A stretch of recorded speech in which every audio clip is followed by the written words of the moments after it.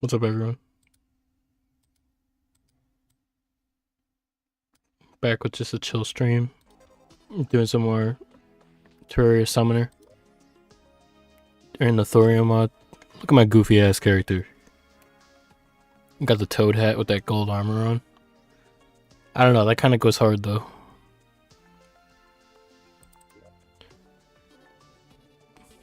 Yeah, let's get right into it. The hub of sewage is... yeah, that's our world. Okay, so where did we leave off? We got a whip. We fought those two bosses. We fought King Slime and the Eye of Cthulhu at the same time. And now we're just... I think we were going to go to the underground desert, and I ended up going the wrong way. Oh, I can summon two of those. Huge.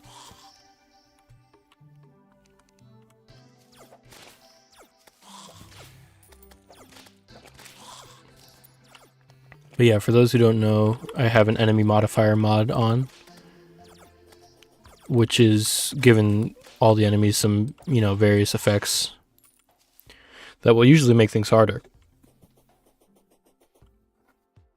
But yeah, I wanted to have just a chill stream because I wanted to play Terraria and I wanted to get some more content out to you guys. So maybe we should wait for daytime. Actually, no, we're going underground in the desert, so it doesn't really matter. Do we even have a... we don't even have like a sizable underground desert that I can see. I guess we don't know if there's a desert past the ice biome. Although I have a feeling it's mostly just going to be corruption.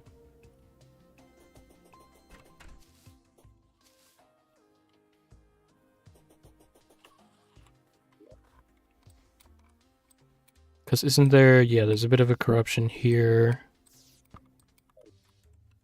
I feel like when it comes to like world gen, the desert usually gets kind of stumped by other mod generation. I don't know why.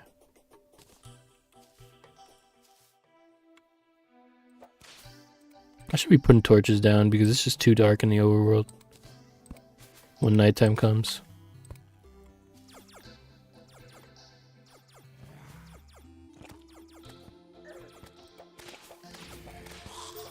But yeah, we don't have any crazy summoning weapons. We're still in the beginning stages of things. No new summoning armor yet.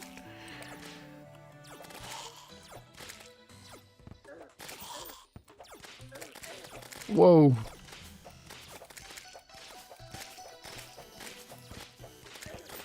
I wonder what that's about.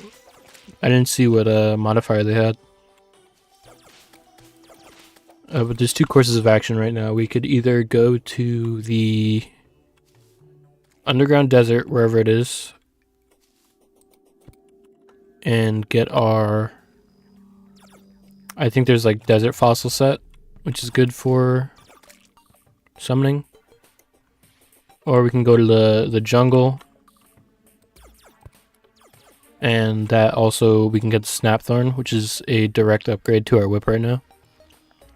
I gotta turn down shadows here. It's like the moonlight density is actually making my eyes hurt a little bit. Lights and shadows.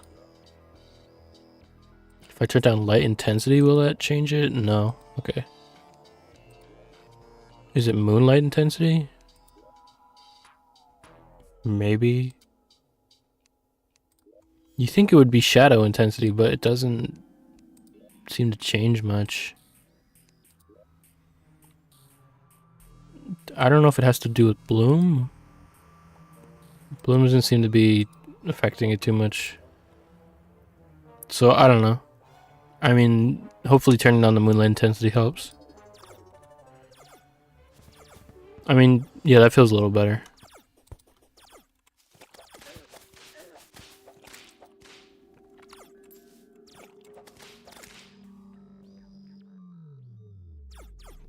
Turn down the game a little bit. I know it's probably quiet anyways, especially over my voice.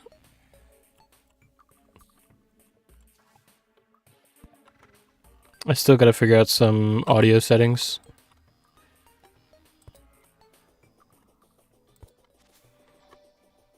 So we haven't made it anywhere new yet. We've been to the ice biome, which is, once we get past that, we'll officially be in new territory.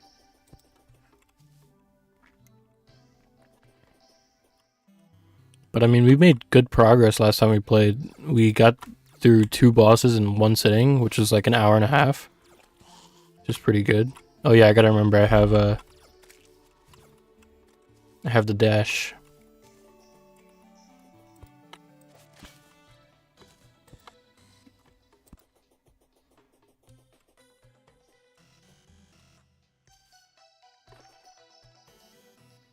Oh yeah, I remember it has this huge pit of water and I could barely get through it.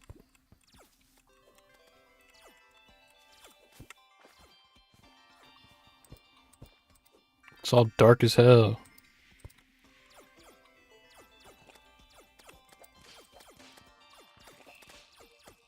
Yeah, once we get to the desert, we can hopefully make progress. I'm not sure if there's any good summoning weapons down there, but I know the underground desert has some pretty good stuff anyways. But like I said, we still have to see if there even is one over here. I'm hoping so.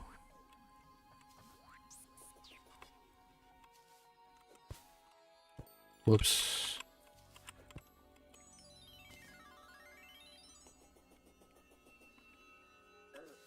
I gotta figure out why my live chat isn't up. I'm sure not much is going on there, but like the small dockable window didn't show up when I started stream.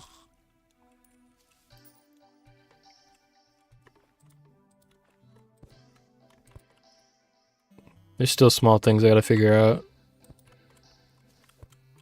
But I am enjoying streaming. I like being able to share some of these experiences with you guys. So it seems like we've got more forest. I'm not seeing really desert yet, but I feel like it'll show up. Oh, maybe not. It might be the other way then. Because we are officially at the dungeon.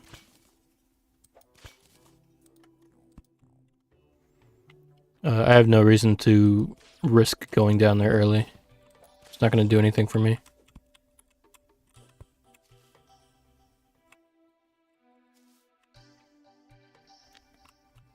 Let me see if I can find out why my live chat isn't open.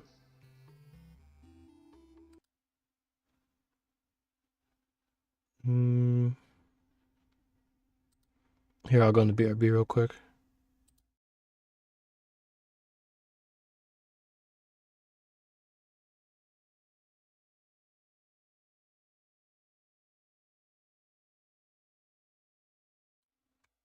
Alright, I figured it out. I must have closed it out before. But I got it on now. So let me switch that to live chat so I don't miss any messages.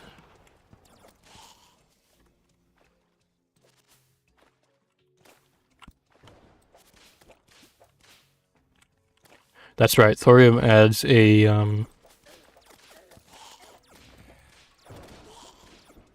Thorium adds a naturally spawning graveyard biome.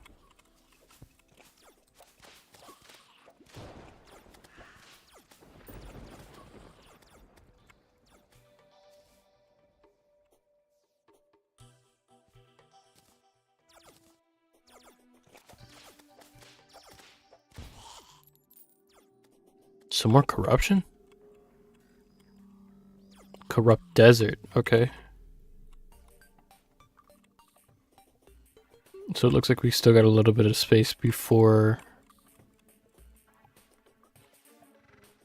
our beach. Small desert though. I feel like the underground desert is usually the first desert, so I might have to go back and look at the other one because now we're at the ocean. We are more than likely gonna find the angler here or something. Yeah, he's over there. I should make housing here, honestly. I have the wood for it. Oh my gosh, I forgot to empty my inventory. You know what? We don't have the inventory space to do that yet. Let me just deposit all this, and we'll see if we can make anything new. Have my doubts, but yeah, nothing crazy. I remember at the end of stream 2 days ago, we went to the underground desert, and we didn't really find much. We realized we actually don't really need to go down there yet. The only time the underground ice biome is very beneficial is obviously beginning of early hard mode, and then just the beginning of the game straight up,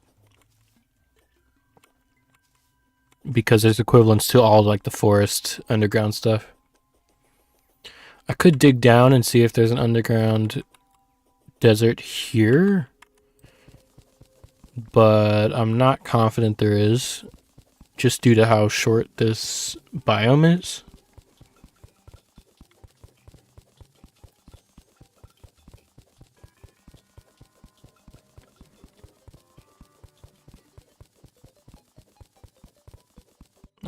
Oh yeah, there is. Okay. I don't know if every underground desert has, or every desert has an underground desert. But I do know that this place is dangerous, and I'll probably die a couple times.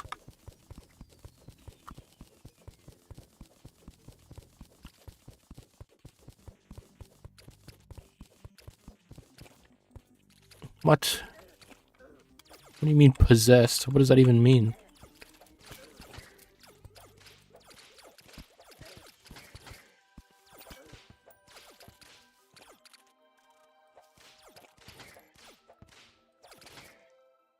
I thought I saw a merchant enemy. I think I might have killed him, unfortunately, with a boulder. I am not even going to interact with the golfer. I just don't want the golfer in my life. Actual useless NPC for me right now.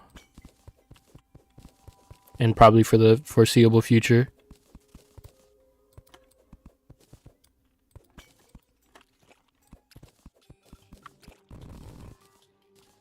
Excavate some desert fossils. I think that's what we came here for. I could also just totally be wrong, and I probably can't even... Oh my god, I didn't mean to do that. Whatever, let's see what we can make with the desert fossils. Can we make a... No, we need sturdy fossils. Let me check,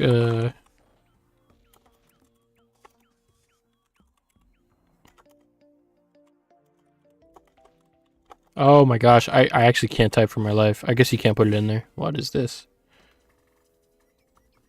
Oh, okay. Fargo stuff. Let's go into armor.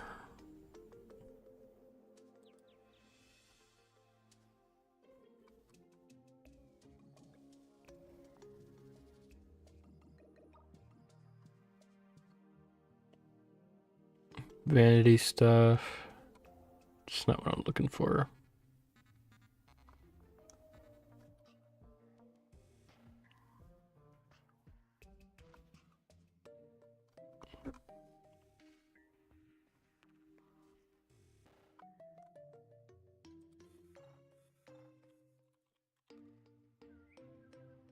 Is it really a range set?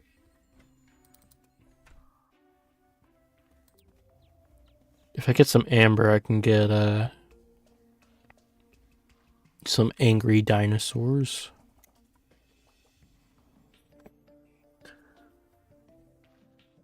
But yeah, other than that, it's actually not that useful. I still feel like going to just explore the underground desert, though.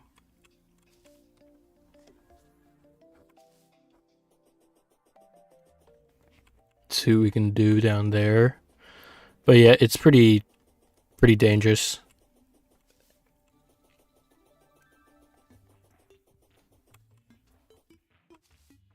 I think it's a mix of the enemies and then having to deal with the lack of space and the darkness, it just ends up piling up and being too much of a problem.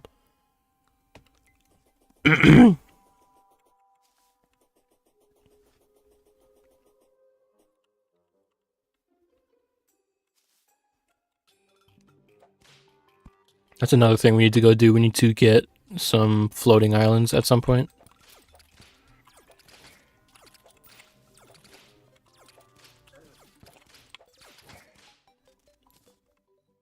Going for the Snapthorn is probably the smartest move, because that will increase our damage output by a lot.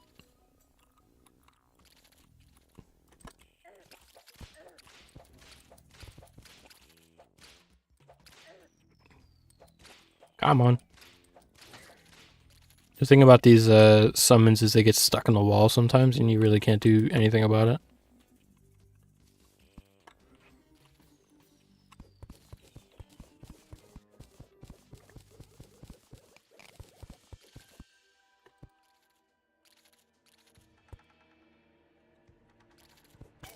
Oh, I didn't mean to do that.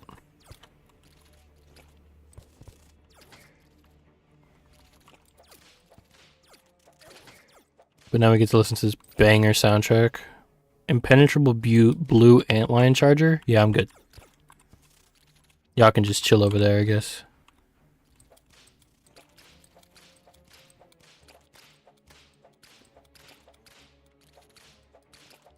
Like I said before, things are going to be a little slow at first, but we'll get there.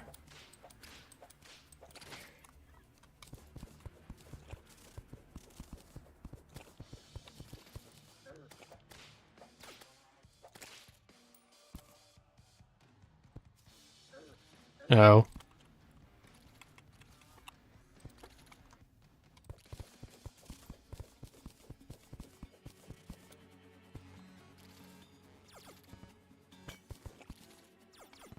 I could level out this whole place right now. Damn!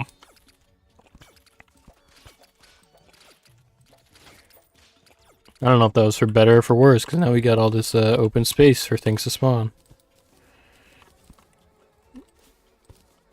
Maybe I'll have to make something out of desert fossil.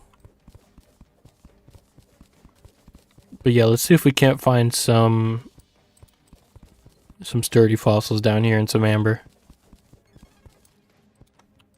I feel like the best way to get amber is from the extractinator. God, look at that freak down in the corner. What the heck's going on here? Juggernaut metallic. Actually just a juggernaut.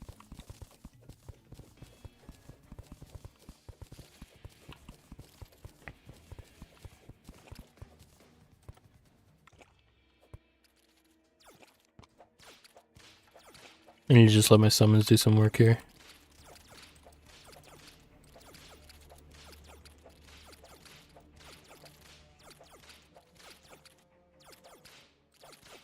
Like, we ain't really doing much, but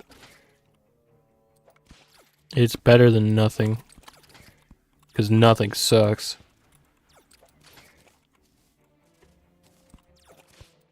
And we've honestly done worse damage. Look at the golfer, bro. He's fishing for attention. Like, bro, you can't come home.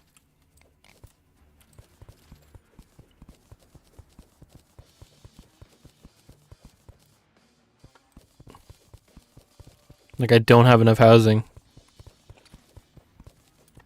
That's something else we need to do today, is make more housing, because we don't have much.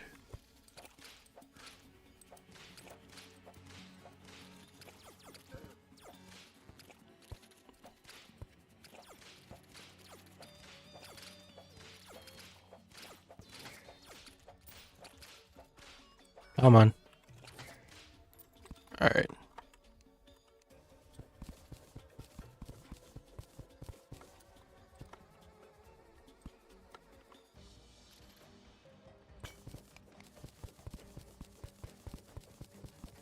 I know the underground desert only goes so far down.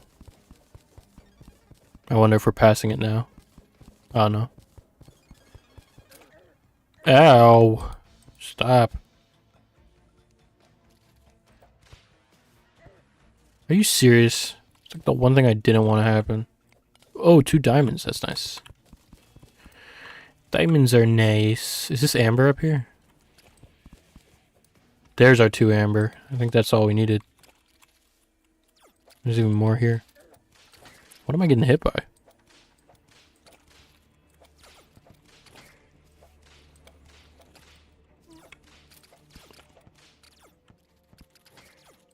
Good, they got destroyed there. I hear something in the... Yeah, there we go.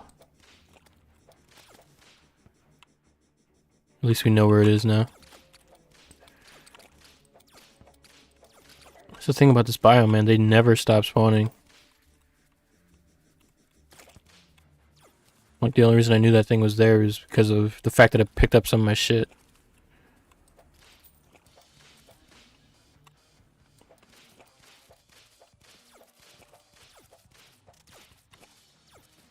Damn, this thing's taking forever. It's because it's veiled. I don't know what veiled does, but it just does so much damage. I gotta see if there's descriptions for what the... Let's see if there's descriptions for what the modifiers do. I know there's...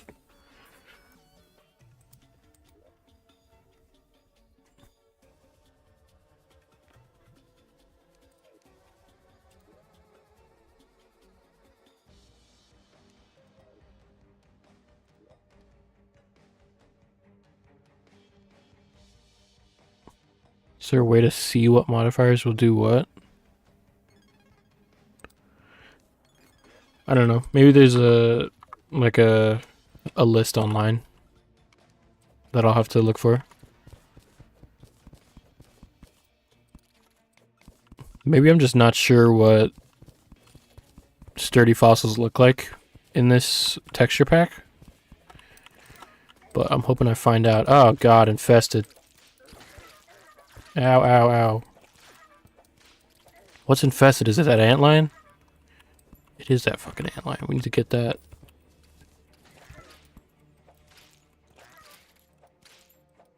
Oh, look at this. Ow, ow, ow. Dude, Jesus Christmas. Everybody needs to take a chill pill here, because you guys are making me lose my mind.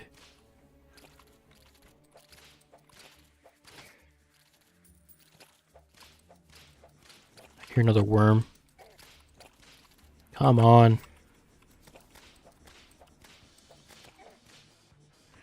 Come on, come back up so I can loot this one chest and pretend I did something today. What's this, the rope thing? Alright, I'm not mad at it. But I'm not the happiest. Some sturdy fossils are nice though. I don't need those heart crystals anymore. Where? I would like to not disturb any of the antlion nests.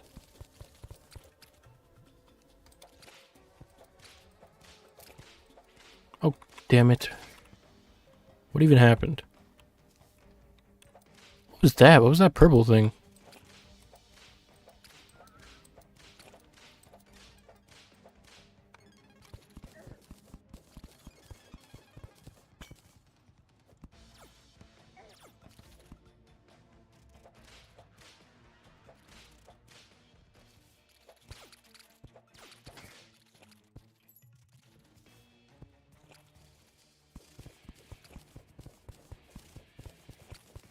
There's no way in hell that antlion makes this jump up here.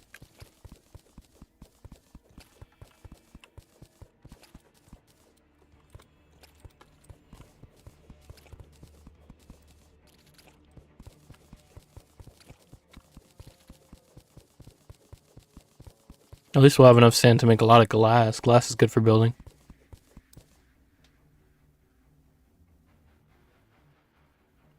What Terraria is this? It's, I'm playing the Thorium mod. So, I'm using T-mod loader. Oh my god.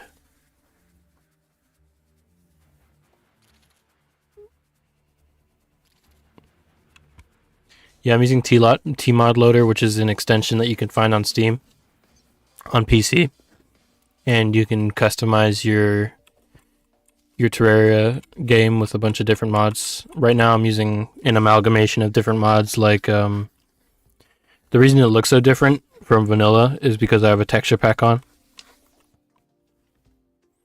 I have a Calamity texture pack, and I'm also playing Thorium, which adds a bunch of new items and stuff.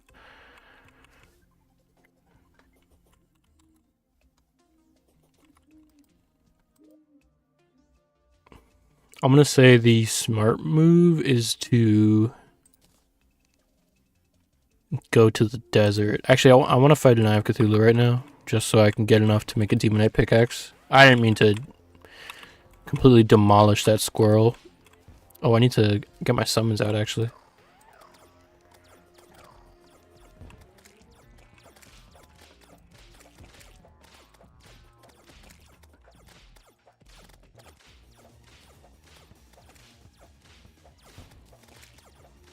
I think the screen is shaking because of the... Actually, I don't know what's making the screen shake. If it's just the boss or what.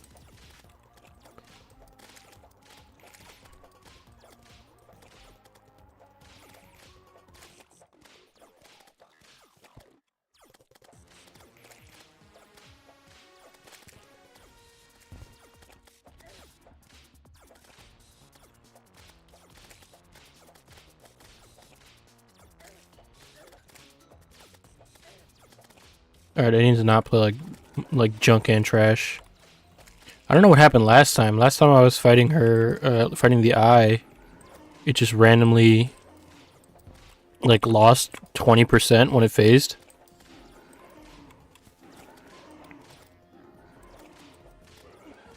Yeah, there we go. Okay, we're phasing. Oh, I gotta remember I have the shield. That makes it way easier to get away from her.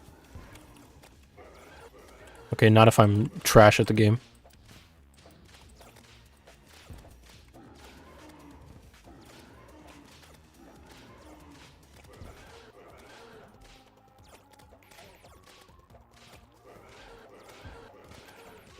But yeah, even with not much armor, we're doing pretty good in terms of not taking too much damage.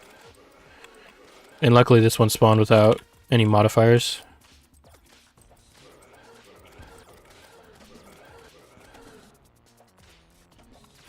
I'm accidentally making all my oh, it's because we have the armor buff from the Dryad.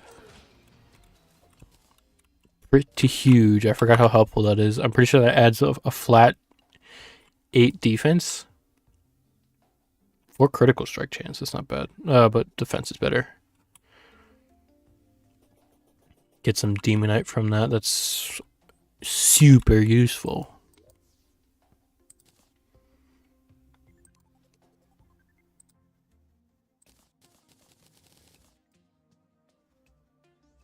Can we make a pick? Oh, we might need to... We probably can't make a pick until we get the... Yeah, the shadow skills. That makes sense.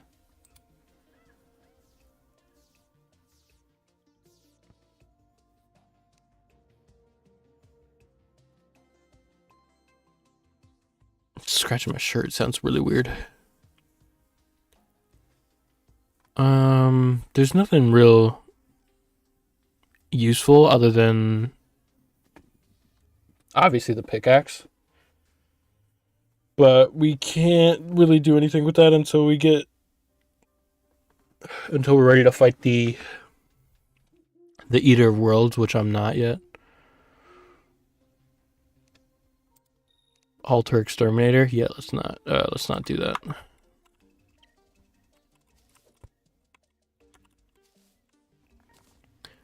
So I'm gonna try and go into the underground jungle. We need spores, we need... What do we need for the Snapthorn?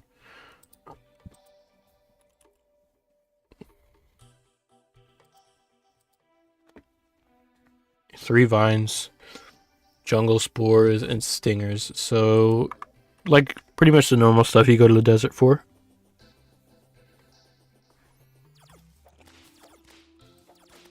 Why have I gotten this modifier so much possessed? Everything's all floating around and stuff. Real annoying.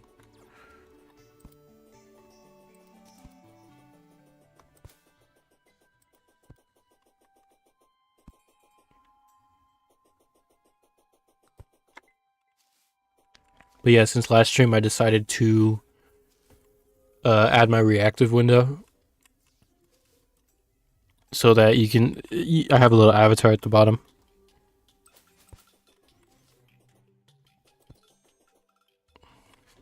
just so that you know I'm here. Because when it's just the game, maybe some people might assume that there's nobody actually there. But yes, we are on our way to the jungle, where we will probably get mauled by bees and hornets. But we need a better whip if we're gonna beat the Eater of Worlds. I know it's usually gonna be a problem because I tend to be kind of lazy with arena making. Because with the right arena, I think Eater of Worlds isn't too bad. It's also been a long time since I have bought the Eater of Worlds because I always play in Crimson. But I don't know. We'll probably get destroyed a couple times. God, my voice is cracking up a storm today. I need to start like taking some kind of, I don't know, maybe some honey sticks or like just drinking tea or something. See if it helps my throat. Because really, for some reason, I can never stop voice cracking. It happens in normal conversation, too. I think I just never talked enough to really realize how much it does.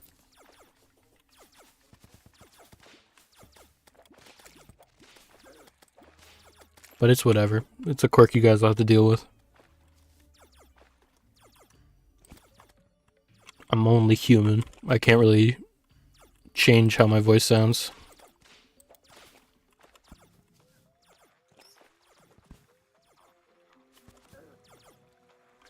A hornet staff would be nice, but I know it's probably not going to be accessible without doing something else. Bam, bam, bam. Dun, dun, dun, dun. Strong blowpipe. Take a swiftness potion and some moaner.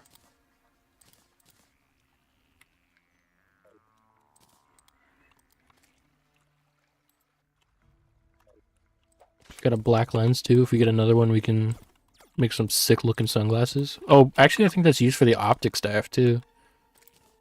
If we can make that yet. Oh no, that's a haired mode item.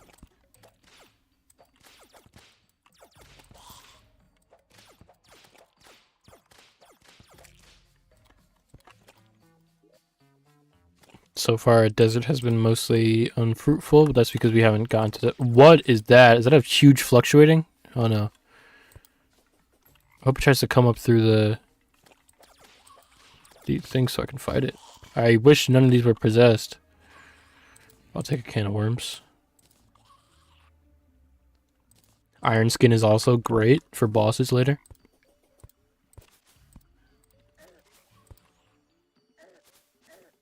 Halls of, I don't know if you guys have heard of the game Halls of Torment. It's like a, I forgot what they call the genre. But it's like Vampire Survivors, but it's more like a retro kind of feel. Like, it looks like Diablo 2, and it has that kind of aesthetic, and it was really fun when I played it in pre-release. So that came out today, and it's incredibly cheap. I encourage you guys to go check it out, because honestly, it's a great time. Just a fun, chill game. I say chill game, and then you are getting mobbed by hundreds of enemies, but it's a chill game to me, alright? I'm just crazy like that. You know me, I'd be taking all the chandeliers I can get. Desert chests are good. I don't know if there's anything for summoners, but I will take desert chests nonetheless. What is that? An ent?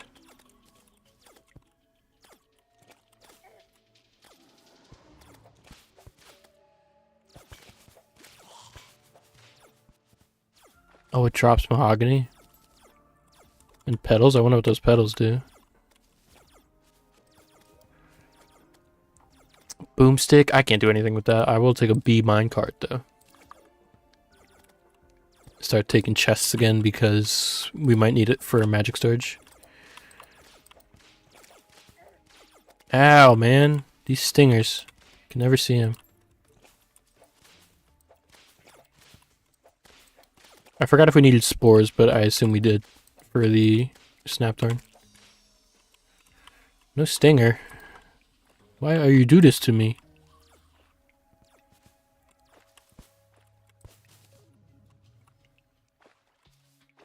Jungle spores are going to be the thing we need to look out for the most because, you know, you actually have to go out of your way for them most of the time.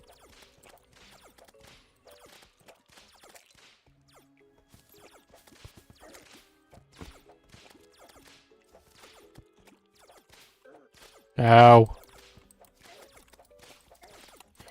I'm dead. God!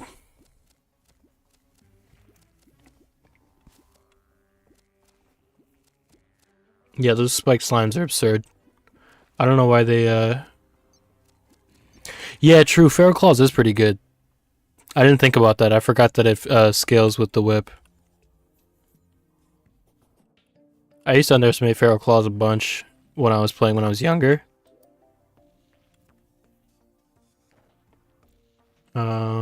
So yeah, we have to go back again. There's a lot of good stuff in the desert that or not the desert, the jungle that I just am not skilled enough to get, but we gotta push through. It would help if we got better summons, but all of that is gonna end up taking, I feel like, more time than it's worth right now. Once we get the Snapthorn, then we can really start moving.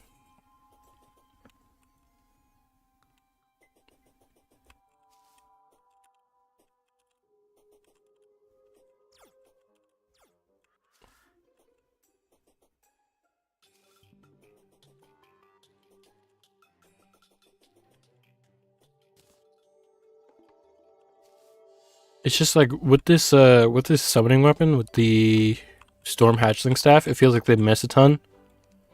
But then when I'm using the Finch staff, it also feels like they're pretty inaccurate. And you know, it's their early game summons. I can't expect them to be like pinpoint accurate every single time.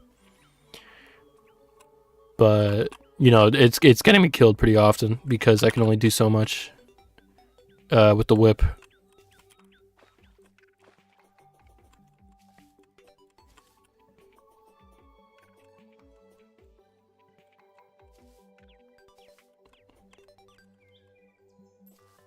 It's also pretty ambitious of me to be going to the underground jungle with like the amount of defense that I have. Like I have a pretty good amount of defense because I have mostly guarding stuff and armored stuff, but like my armor set is so bad. But it is the only summoning set I know of at this point. I'm obviously probably missing something because I haven't played Thorium before. But we'll figure it out. We'll figure it out.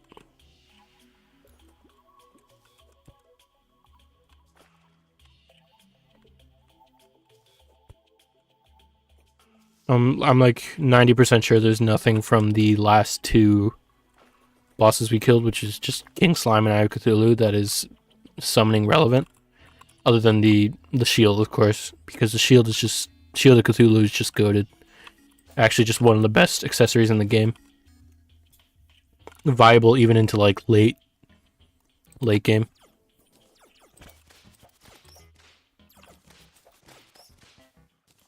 Damn. Big ass slime. Good thing it's slow.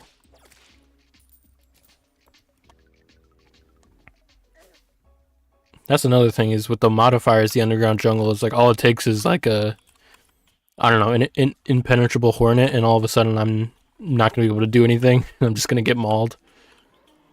Dramatic piranha. I think dramatic just makes it have a boss modifier. Ow. Well, that was close. I almost died. Yeah, these slimes are going to be the death of me. They do way too much damage, and I can't see the... Am I really going to die again? Let me just play it safe. Stay up here. Playing like real trash right now. But I decided to play Summoner because I feel like Summoner is the most unique class in terms of game plan. Like, you have to rely on your minions to do a lot. It's not just direct damage.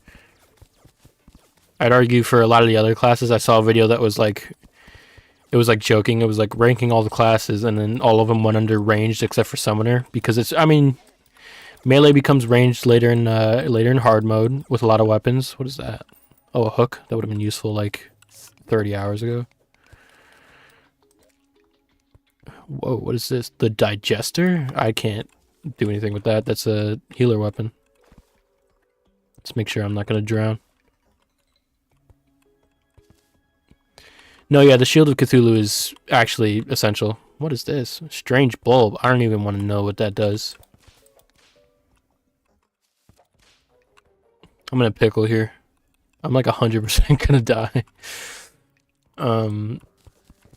I played Summoner when it like first came out, and I was like, this is awesome, because like it's such a different, it's a change of pace, you know.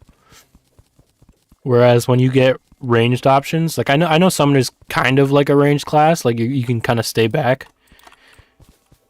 But when you have ranged options, it makes the game a lot easier. Which is why I think true melee is probably the hardest class, where you only use melee weapons that hit directly. That's pretty difficult. I don't really think I could do that.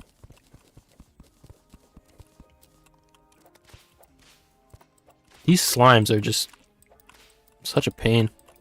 Luckily, they're not too they're not getting modified too hard. I gotta check out what those petals do, because there's a few of them spawning. I know it's a thorium item, though. Need to look out for jungle spores, stuff like that. An ant. Army ant? I've never seen those. That's a thorium enemy if I've seen one. Yeah, I imagine it's hell. I think things like mods like, I think in vanilla Terraria it's the hardest. Even though they added some like effects to the melee weapons that give it a lot more range and increase the range on a lot of weapons, it's still too challenging. Like, I feel like I would get super salty about it. This is a dead man's chest. Let me not blow myself up. But things like Calamity with like the crazy big melee weapons they have is like, it makes it way more viable. What else is there that's gonna try and kill me with this chest? There's these dart traps, which I need to make sure of. And then I need to also make sure that I'm not getting destroyed by boulders, but I don't think boulders spawn.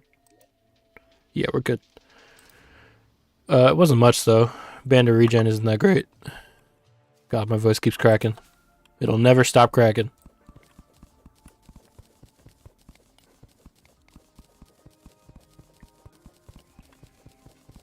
Jungle's pretty abundant in resources, but it is always the, it's like there's a moment in every game where you're like, ugh, and like that's usually what stops you from replaying it. I feel like for a lot of people, the jungle in early like, I don't know, pre-hard mode jungle, when you're not prepared for it, is like, I just gotta go through this and get destroyed for like an hour. Oh great, now there's gonna be hornets literally up my ass. There we go. I need some more of these, yeah, these guys. It's a good thing that fighting these guys sucks, because they'll bite at you and then they'll hide behind a wall, so you just can't do anything. I technically don't need to fight anymore, actually. I have enough. I think I have 2 vines in my magic storage. But like, come on. Fight me like a real plant. I hate jungle, but love it at the same time. No, yeah, I agree.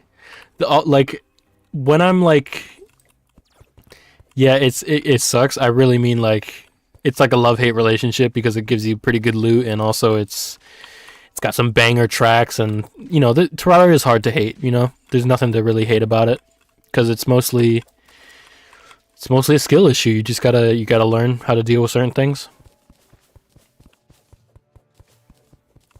Seen a lot of spores, which is good.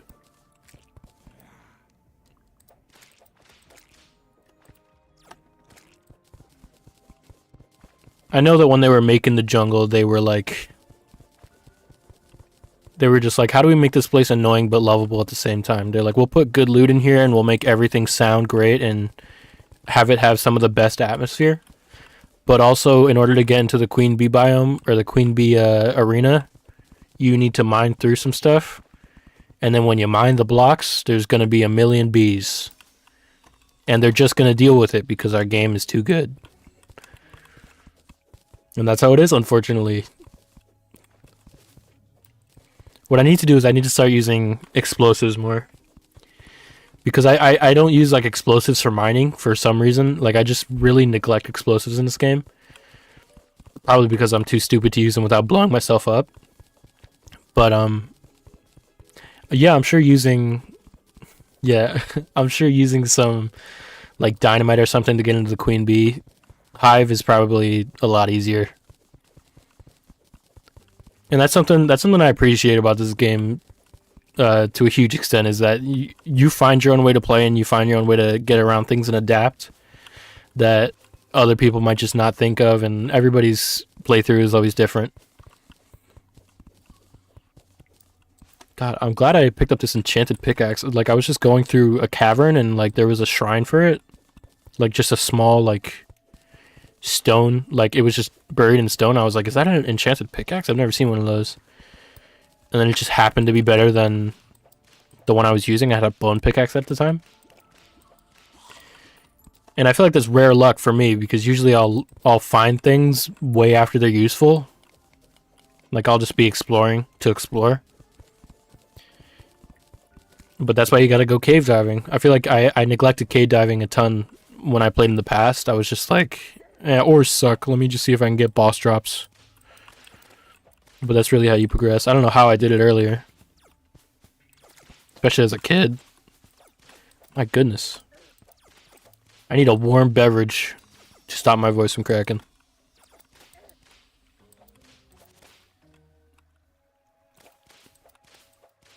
Why am I doing 2 damage?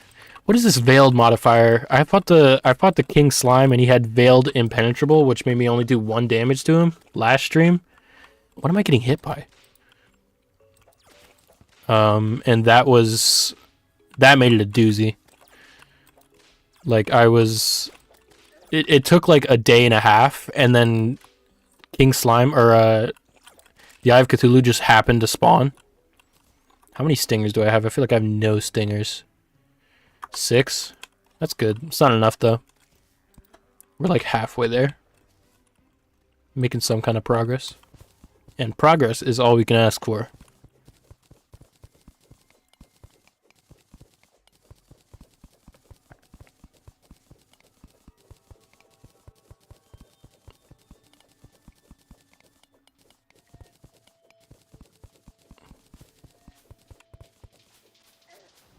I appreciate you sticking around, AO guy. You're like my first real chatter. It's like literally my second stream. So, you know, I'm getting used to the flow of things. Trying not to be too awkward, but also accepting that it's, you know, when you're doing something new, you gotta learn.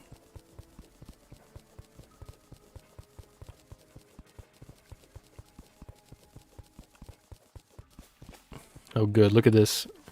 He thinks I don't know he's like a man-eater slime. Like, seriously? Who does this guy think he is? Disguise is a funny modifier because you'll just randomly see you'll randomly see like a slime flying towards you. Like you don't know what it is as a player.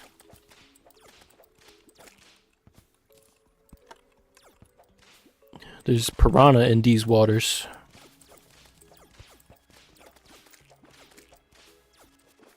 I also like the juxtaposition of the severity of the modifiers. Like sometimes it's just like, hey, this enemy's just tinted pink, and the other times it's like, this enemy's giant and fluctuating in size.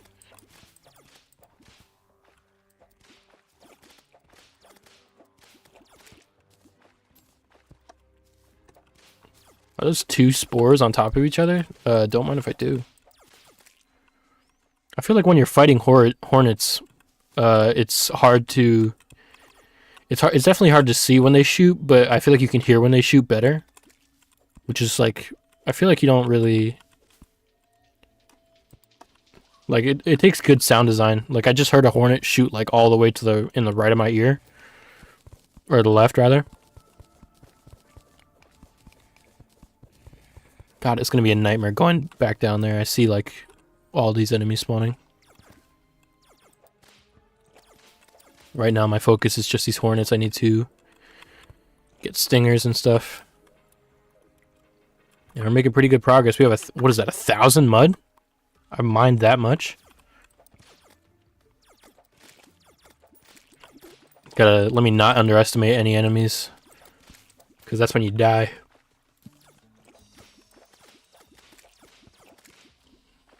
That one was going crazy. What? Yeah, look at this. That's terrifying. What would you do if you saw something like that in your house? I know I'd probably burn the house down. How do I even approach this without dying a horrible death? Fluctuating just looks scary. It's just a modifier that looks scary because their hitbox stays the same. Which can actually make it pretty confusing sometimes. It's gonna probably... Oh, it's infested? Oh, I'm dead. I'm out. Yeah, nope. If you could stay down there. I should have seen that. I probably moused over him and still didn't notice it. Infested is probably one of the worst modifiers to have on an enemy because you just... You can't do anything about it. It's just gonna... You're just gonna get destroyed by small bugs that are like phasing into the ground. I'm moving to another country if I see that thing. Yeah, exactly.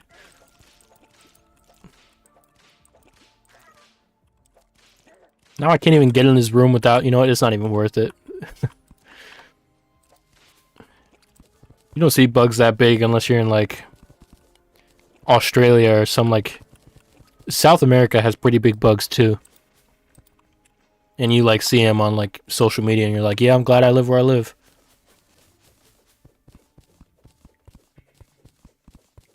I remember there was a huge thing going around with these bugs migrating that would like... It was like these spiders that would just make like spider webs across power lines.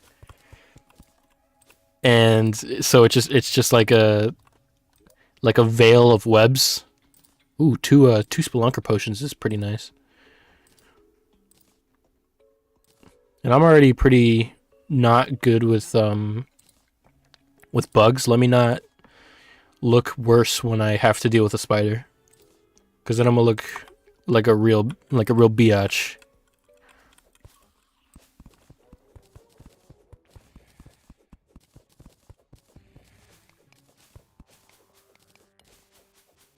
What is... Oh, there must be a swarming ant. Otherwise, there wouldn't even be that many. It's probably this one. No, that's a mother slime. That's also... I don't want to deal with that either, to be fair. Oh, there it is. Veiled swarming mahogany ant. That's why there's... There has to be like 10 there. I'm not even going to mess with that. Swarming is a hard modifier to deal with, because the thing that's spawning all of the ants is incredibly problematic to deal with. God, I didn't even see that jungle bat. That's another huge part of the jungle is visibility is low. Things like a mining helmet helps, and I have one at home, but I want to keep my set bonus otherwise. Oh wow, that one exploded into money. Yeah, we start moving this way. Calamity vs. Thorium. I haven't played through... I've seen a lot of Thorium. I think Thorium focuses way more on free hard mode and just expanding the experience as a whole. And I mean, Calamity does the same thing, right? It adds a ton of Calamity. Or it adds a ton of Calamity, what am I saying? It adds a ton of content. And adds the post-Moonlord stuff. Which I really appreciate. I think I'm pretty partial to Calamity just because it was the first real content pack that I played. And I remember playing it on like a pretty dinky laptop back in like 2018, 2019. Back when I was like still in school. And it was like, it was the first time I was playing PC Terraria that wasn't vanilla. So yeah, like the nostalgia of it definitely gets to me. But Thorium has its merit too. Thorium's a very good mod with, like, it's hard to make a mod that's not like crazy unbalanced and works with base Terraria as much as it does. And I think these two are obviously some of the best. Correct answer. Yeah. Calamity's pretty great, and they're still working on it. Thorium's good. Thorium's really good, actually. I'd say it's like probably the second best. Well, I don't know. Is it the second best? I feel like it's tied with Fargo Souls for me. Fargo Souls feels less like it adds like biomes and world building and stuff, and is more like a bunch of quality of life stuff and adds a bunch of cool stuff into it. Like, I'm pretty sure Fargo Souls adds like the gem stuff, where you get like biome gems and you can combine a bunch of accessories, and that's really cool in my opinion.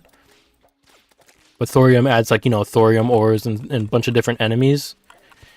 And I feel like enemy expansion adds a lot to gameplay, because you get that feeling of exploring and finding new enemies again.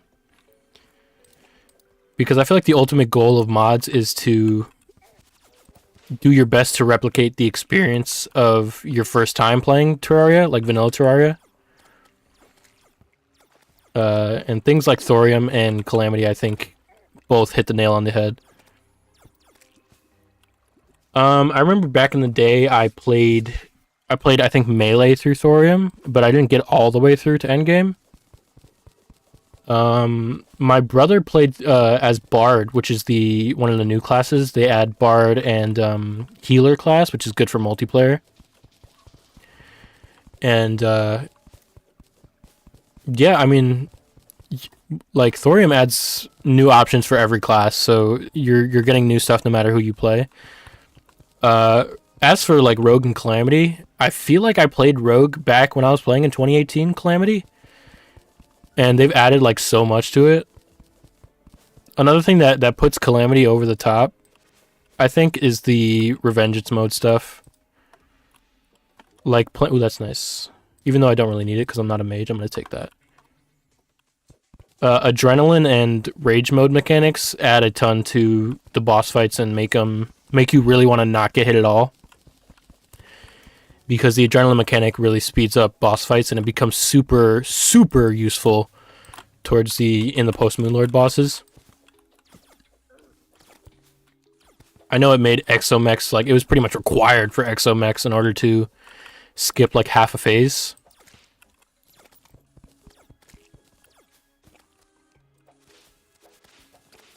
Like, it's almost to the point where... Oh god, I'm gonna get sandwiched here. I had to escape.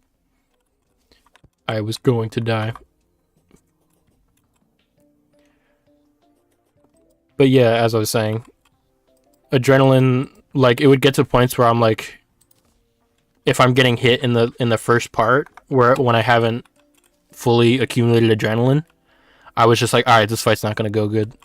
Because it's just that much of a game changer. It's really like a comeback mechanic, even though you technically have to not get hit for it to even do anything. I wonder how my 8% corrupt. It's not that bad. Not that bad. We should see if we have enough to make the Snapthorn yet. Obviously not. What do we need? Oh, I need a single stinger? I have to go back to the jungle for a single stinger? I can't believe that. I don't have a... There's nobody who would sell a stinger that I have yet. I need to build more houses too. I have to go back for a single stinger, man. I'm a little peeved. Yeah. You get adrenaline and you hear the noise, and then you're like about to press the button, and then you get slammed. And then it has to have that noise like, wow, like, oh, you got hit. Now you're doing normal damage. Sometimes I get, before, like, I knew my hotkey for adrenaline, like, as muscle memory, I get so focused on, like, okay, my adrenaline's coming up. I need to hit the button that I just start getting mauled by the boss.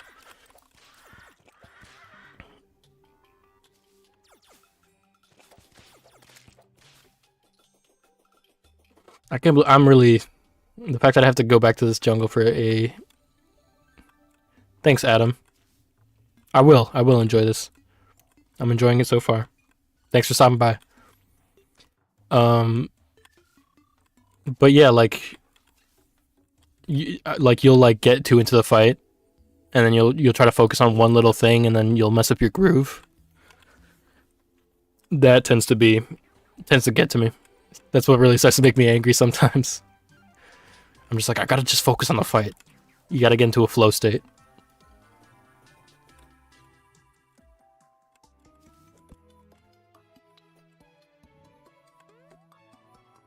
Now watch, I'm gonna go into the jungle and I'm gonna go fight like 3 or 4 hornets before I even get what I'm looking for, which is a singular stinger.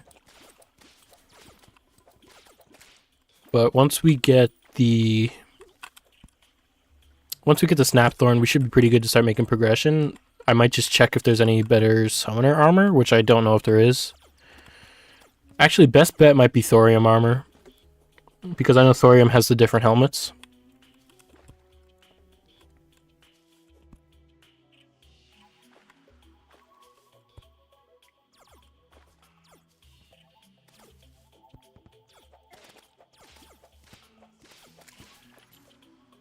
I know you have to make your own, Thorium has its own anvil you have to make before you can make the bars.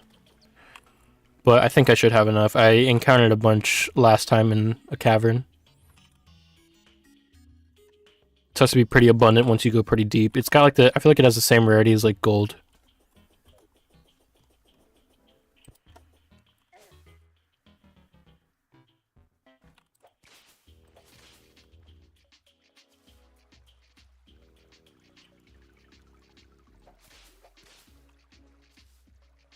Play a game called How Deep Do I Have to Go Before Hornets Start Spawning? Because it seems like it's taking a while for no reason.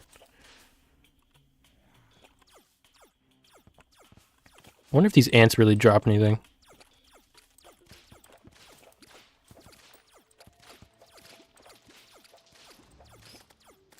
Doesn't seem like it. Just more enemies to hinder your progress, which I don't mind. Oh, wow, bro, those hornets are huge!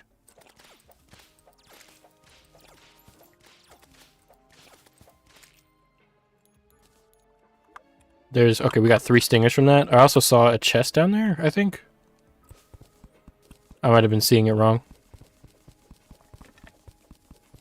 Trying to get through the jungle as I played a mage playthrough on Calamity last time. Last time I played, it was off stream though. And going through the jungle early game as a mage is just a recipe for disaster. Got no defense. You can't really... At this point, you don't really have the Goblin Army unless you just happen to get them. They happen to show up. So you don't have the Tinkerer yet to reforge to warding. Nor the gold, for that matter.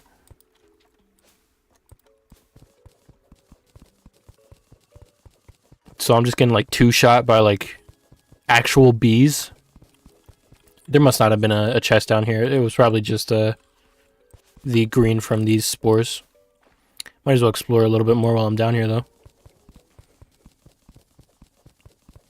Will it lead to my death? Probably.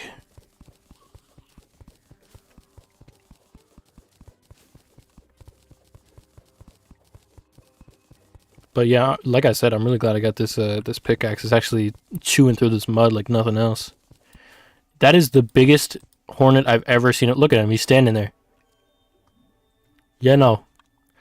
That's how hornets are in real life too. They're like they'll stay out our window and they'll kind of see you or smell you or something. Mage and Calamity's OP.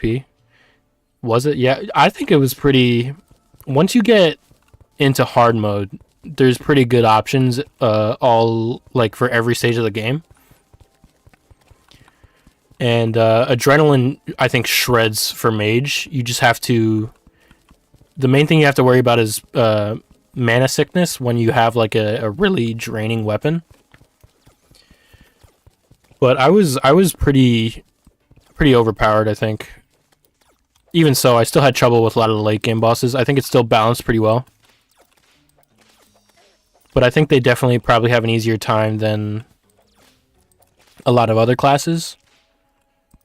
A huge part of a class being OP, in my opinion, has to do with your ability to focus on dodging instead of focusing on attacking. And Mage is probably the best at that because of the nature of all the homing weapons they have. I'd say Ranger is second, and then Melee is probably first, even though Melee gets a lot of good options too. I'd say Rogue is probably the hardest, just because their stealth mechanic isn't really... It's not that it's not fully fleshed out, but it's... Ooh, Keen. That's pretty good. It's not that it's not fully fleshed out, it's just not useful on every single weapon, because it does a different thing. Whereas Mage doesn't have any crazy, goofy mechanics, it's just, it just has to do with, you know, just the raw damage you can put out. You need to learn how to whip stack too. Because that'll increase my DPS a ton. Let me go see if I can make thorium armor, actually. I don't know how much I have. Whoa, okay. I gotta go take care of that slime. Actual slime heathen. I'll get nothing for it but the satisfaction of destroying 1,000 slimes.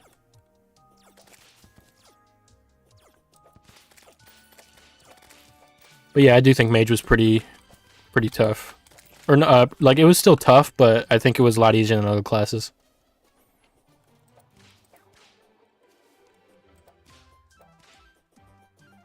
It's all about finding a weapon that you really mesh with. Some people are better with aiming and being active. But in my opinion, it's way easier just to have some kind of homing weapon.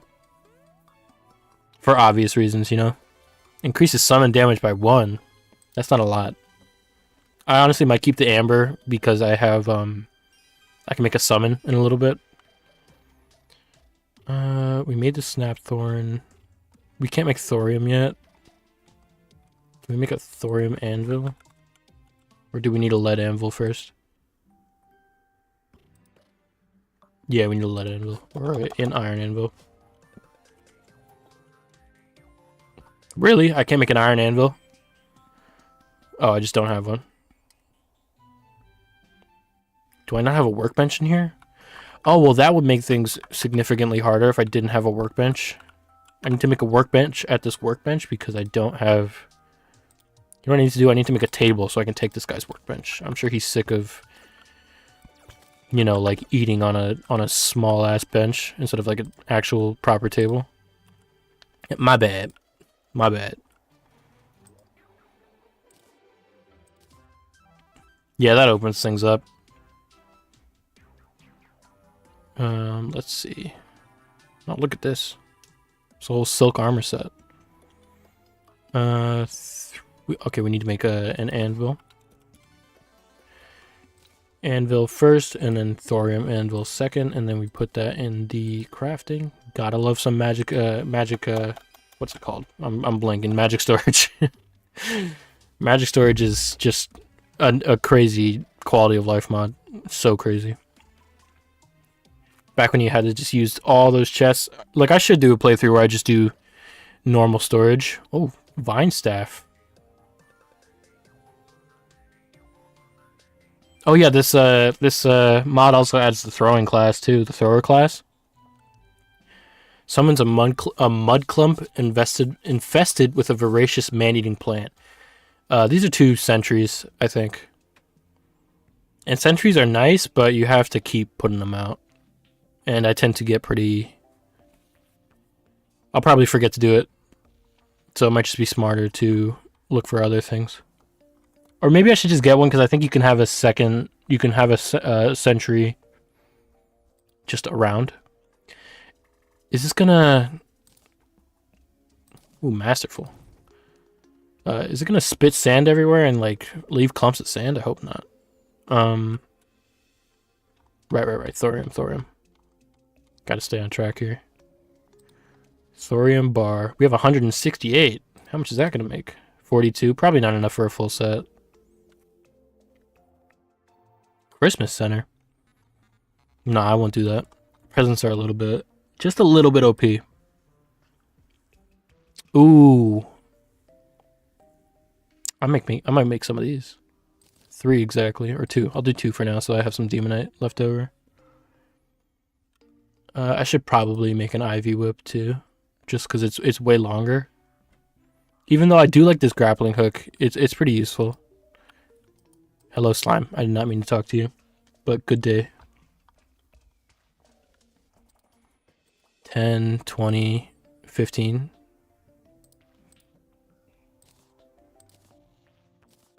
Am I just not gonna have enough? That sucks. Oh yeah, Thorium's not necessarily summoning, but it's an all-around thing. So I might lose a summon slot, but still, it don't matter. We have 12 and we need 15. Oh man, we'll take a little trip down into the cavern real quick. I know we have some spelunker potions. I'll look for silver and thorium while I'm down there, because the silver will be useful for making more storage space. Oh, let me put those these in here.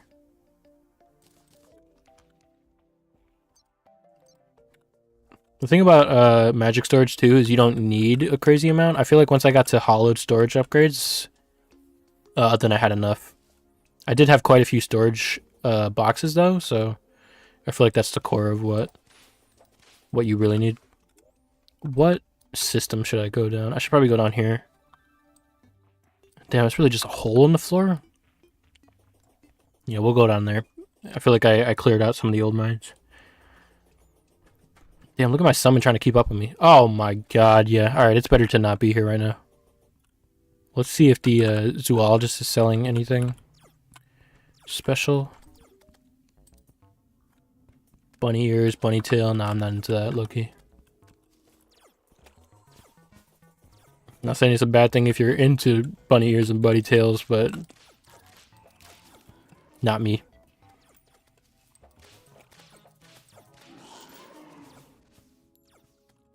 Yeah, so it seems like dramatic just makes it sound like a boss. I'd love to get the... Oh, let me deposit my gold, actually. I always forget to do that. Quick stack... I know I could probably just quick stack from the other place, but... Oh wow, summons do a lot more damage when you whip stack. It's crazy.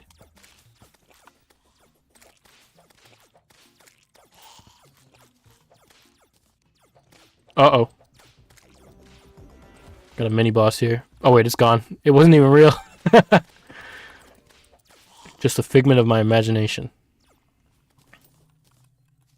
If you don't know why that happened, it's because it had the imaginary debuff. Or imaginary modifier, which means you hit them once and they don't show up again. Alright, good, he's back. I do want to just beat Patchwork because of... for completion purpose. He's gonna be a pain in the ass down here, though. Whoa, whoa, whoa. Come here, man.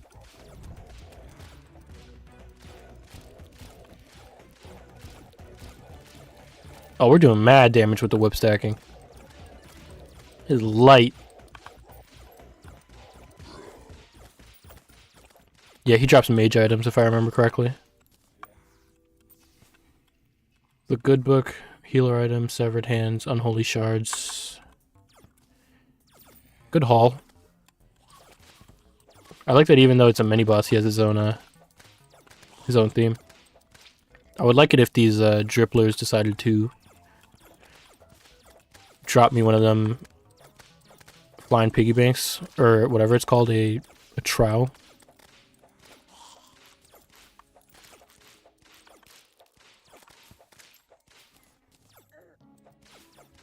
Perhaps a blood moon isn't the best night to be trekking to just a random hole in the floor, but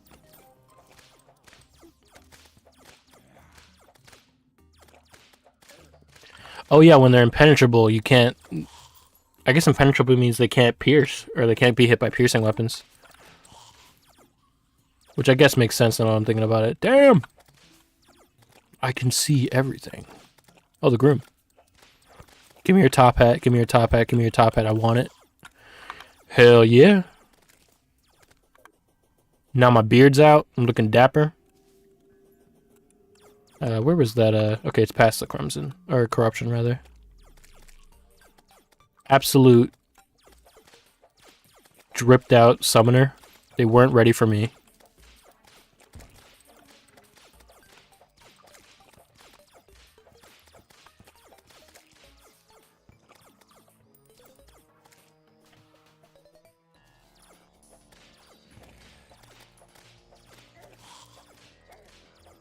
Whoa, okay. Alright. This is crazy, that's crazy. This is crazy. Modifying? Alright, I'm out. And you're splitting? I'm hoping you just lose track of me. Let me get behind this mountain. See if I can just escape. Because that's something I don't want to deal with. I see my vultures are doing work, but they shouldn't even have to do that much work. Crimson or corruption? Here's the thing. I like Crimson, or I like Corruption, and I like Crimson pretty equally. I play mostly Corruption just because it was the newest thing at the time, and I kind of just kept going with it. I like the Corruption's like pits in the ground better than the Crimson because it just kind of, I know it's supposed to look like some kind of like hemorrhage or something in the ground, more like a disease.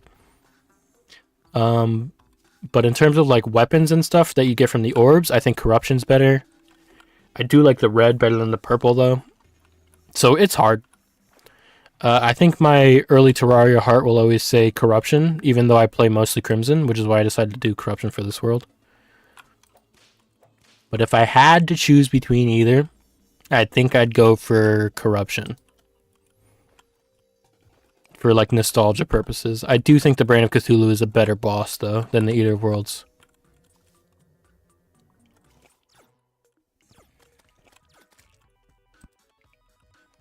Spider statue?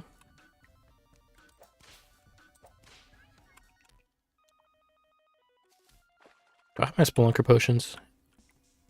I do.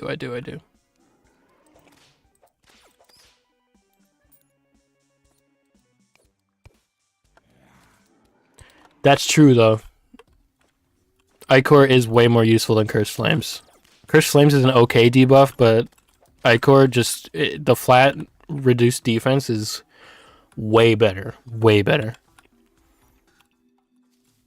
And like most mods now will give you some kind of way to like get Ichor stuff even if you're playing in a Corruption world. But in my opinion, if you choose Corruption, you gotta stick with Cursed Flames. That's the drawback.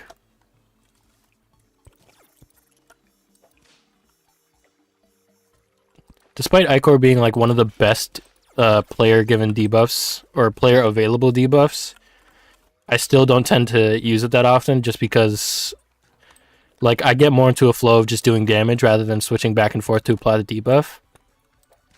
But I do need to learn because that is a really good way of speeding up boss fights. Ah, yes. Thorium! The titular Thorium ore. And tungsten. There's enough tungsten down here to make at least a few more blocks that we need.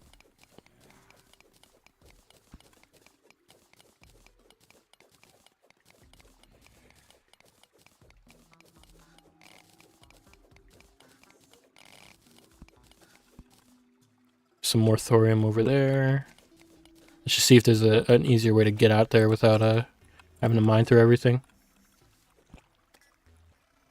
Yeah, I'm playing through as summoner through this mod, and I don't know if whip stacking's that great. I mean, from what I've seen, it does, you know, whatever amount of damage. I'll test on this guy. So like I whip stacked here, and like, yeah, there is a significant damage increase when you use both.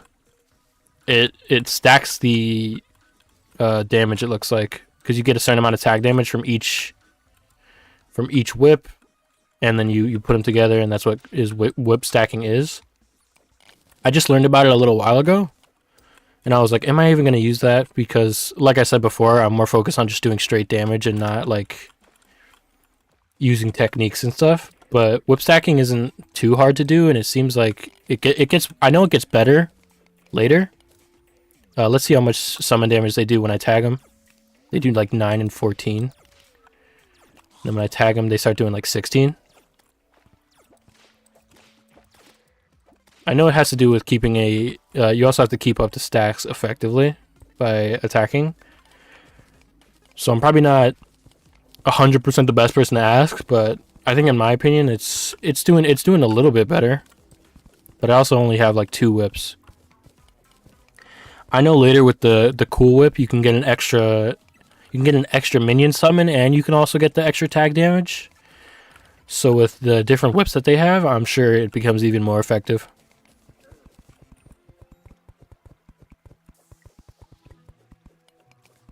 I wonder if I've ever died to silt. I'm sure I did at one point. Yeah, it's pretty... I don't know when they figured it out, how whip stacking works. It's pretty, like...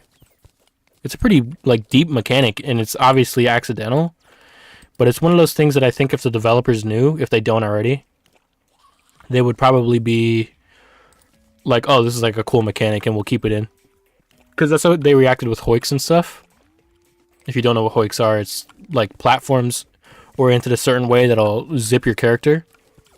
Once they figured it out, they were like, oh, that's cool. We'll keep that in because it's a cool mechanic. Which is just an awesome way for a developer to react to a glitch in their game. Yeah. Hoiks are pretty cool. They've been around forever, but they're still consistently useful.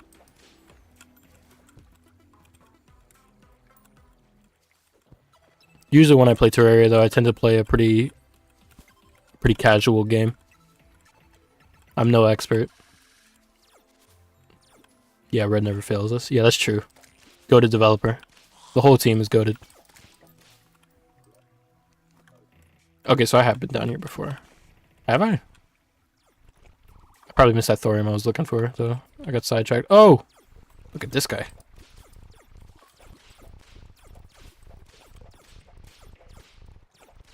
Yeah, see how they start doing like 20, 23 damage when I start stacking? Whereas it was doing like 16 or something before. So there is a difference.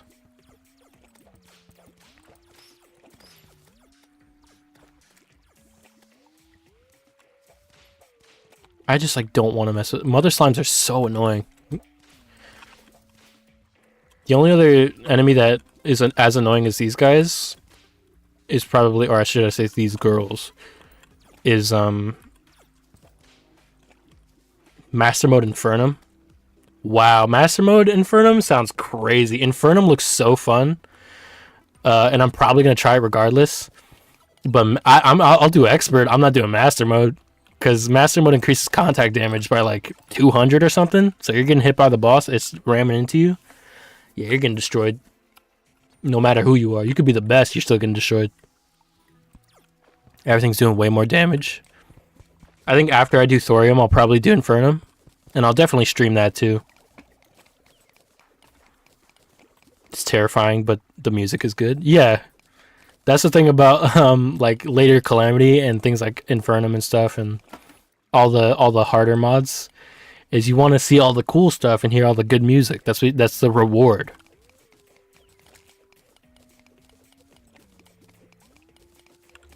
That, and also being like looking back on your fights.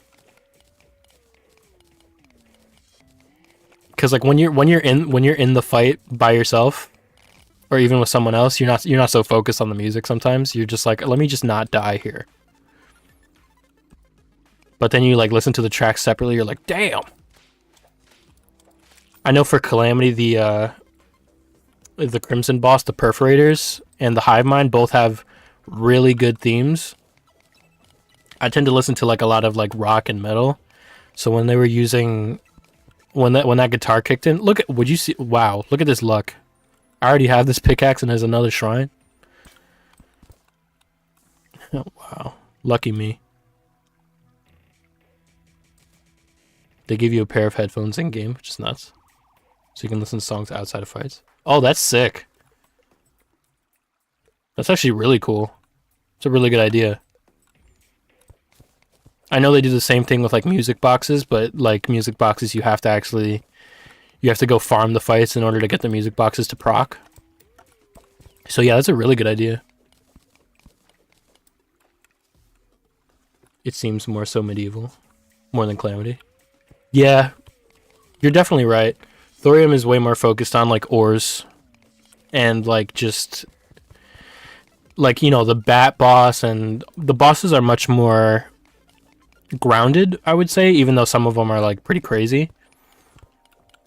They're more coherent, whereas in Calamity it feels more like space related, and you got robots and like witches and stuff. It's way more, it has like medieval ties, but it's more mythical in nature, for sure. I love both, honestly. I grew up loving medieval stuff, but also like I used to play Diablo 3 when I was younger, and like Diablo 2, and those got me super into like both medieval and mythical stuff, a mix of both, which is probably why I love both these mods as much as I do. So like when I learned about these mods and was watching videos when I was a kid, I was like, I need to get a PC. And then it took years before I got my own PC. But yeah, that's why I'm streaming now. To share that giddiness of being able to play those games I wanted to play as a kid.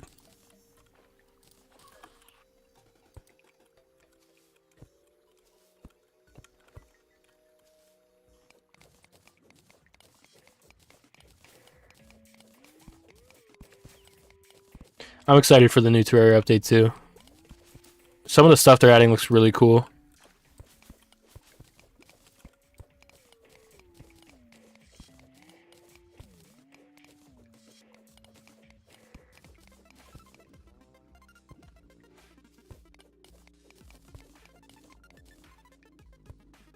Yeah, there's new whips. I can't wait for that.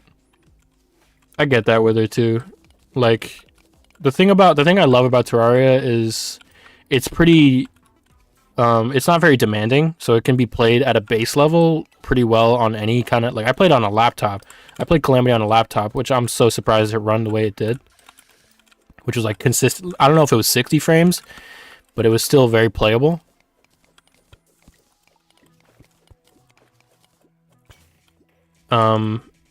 And I would say like Calamity getting more updates now is what's making it a little more demanding, and like some of the weapons. I can't stay up here to get this thorium ore for my life. I hope they add some kind of boss. There's so many changes that I feel like they just haven't even talked about at all. I wouldn't be surprised if they didn't add any bosses, but here's hoping. Maybe like something like what they did for the Blood Mood fishing bosses, where it's not really like a huge fleshed out boss, but like just some kind of mini boss. That's something I gotta do this playthrough too. Oh yeah, Lepus. Lepus was that weird Easter Bunny boss on mobile. They also had Turkor, which was just like a turkey. And they would show up on for their respective holiday periods. There's mods on Tmod Loader that have that add those bosses in. It's called Consolaria. It adds back Okram and stuff like that.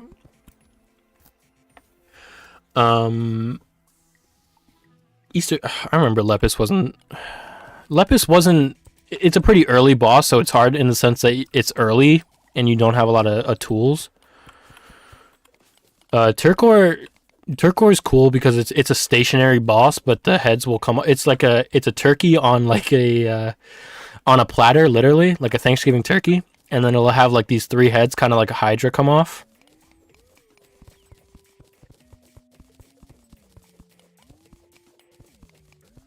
So like they're both pretty unique bosses, and they had their own drops and stuff. Turkor had this pretty busted item that it would drop, which would be it would I forgot what it was called. It was I think it was a cornucopia because it was Thanksgiving themed. They were both like pretty easy in hindsight, like because they're pretty early. It's like the same way you think of like the Eye of Cthulhu later. It's like it's not a hard boss per se, but it's hard for when you're fighting it because of the tools you have.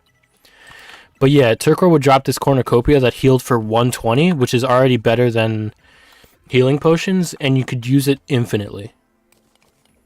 Like, and it had a cooldown, but you could use it infinitely, so you didn't really have to worry about potions early game. I forgot what Lepus dropped specifically. But mobile Terraria has come a long way. All the ports have. Considering the first port that I played was PS3, like the PS3, Xbox 360 ports, which are still, I think, are still technically the most antiquated versions. They're still in like, I don't know if they even made it to 1.3 yet. Definitely not 1.4.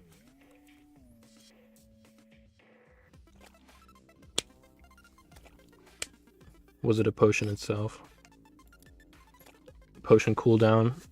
I think it worked as the potion sickness cooldown. Like the same, you know how when if you eat mushrooms, like look, you'll get a potion sickness cooldown even though you just ate a mushroom. It's that same way. But I actually don't remember if it was lessened or not. I'll see. Let me see if I can. I'll check real quick. I'll pull up a tab and then we'll check real quick. Cornucopia turquoise.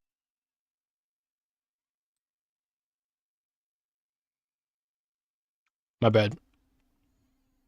I accidentally clicked out. I think I stopped. I think I might have clicked enter by accident. And I have enter set as my stop streaming button. And I thought it was just my left enter. But I'm probably wrong. Turquoise.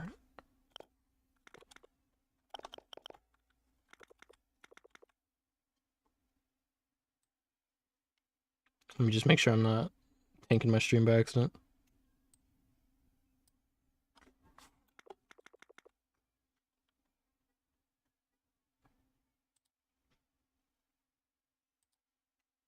Yeah, he was named Turkor the Ungrateful. And yeah, he dropped something called the Horn of Plenty 100% of the time.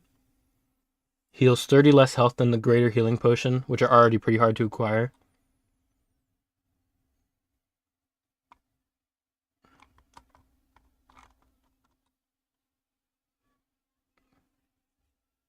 It healed 120.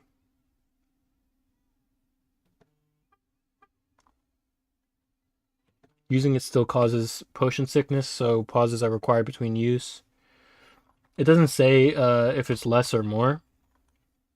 I know sometimes potions will like say that they're like 45. I know regeneration potions are like 45 seconds, which is what makes them a little bit more useful than normal healing potions. Why can I not? Oh, is it because I'm behind a block, I guess? But yeah, it was super useful. And then gotta go to sleep. Good luck on Thorium. Thanks for stopping by, AO guy.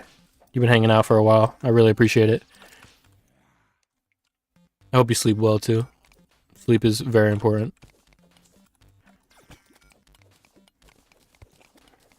But yeah, in the 3DS version, they also had Turkor in there too, so you could get the cornucopia. And then they had a glitch in the 3DS version that would allow you to have an infinite amount of like you could pause the game, and your potion sickness would go down, but the rest of the game would kind of auto pause.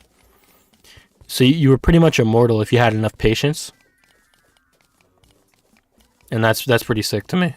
To me, it's like a pretty nuanced thing because it makes I just got out of school, so now I can go play Terraria. Hell yeah! I hope you enjoy that, man. Terraria is something else.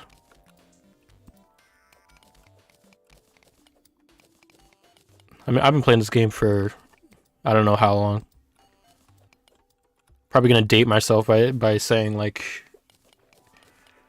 it's been around for I feel like 8 or 9 years of my life. If I was playing it on PS3, I don't even know. It's just one of those games that'll go down. What else? Tell me what else. There's some crazy good games out there. Minecraft is also pretty great. The Stardust Cell staff. True. Stardust Cells are busted.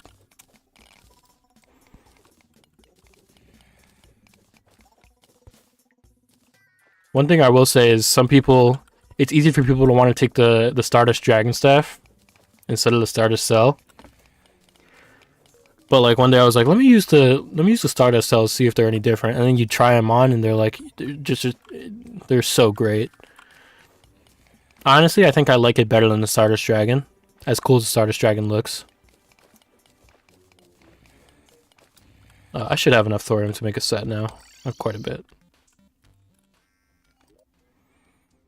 I remember Moonlord coming out and being like, oh, that's so cool. And I was still playing on console. So console was naturally behind on updates.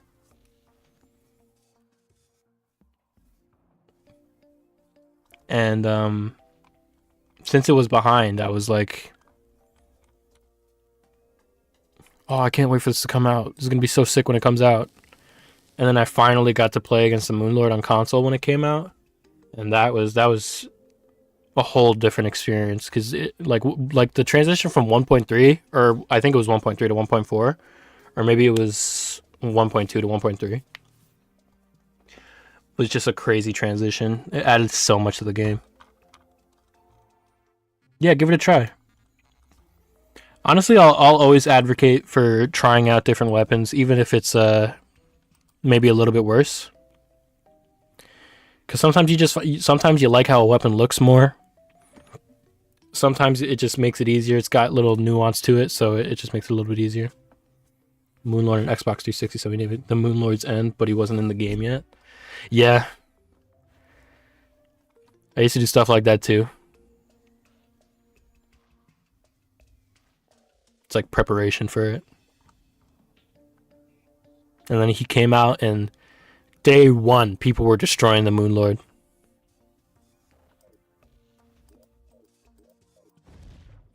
Whoops.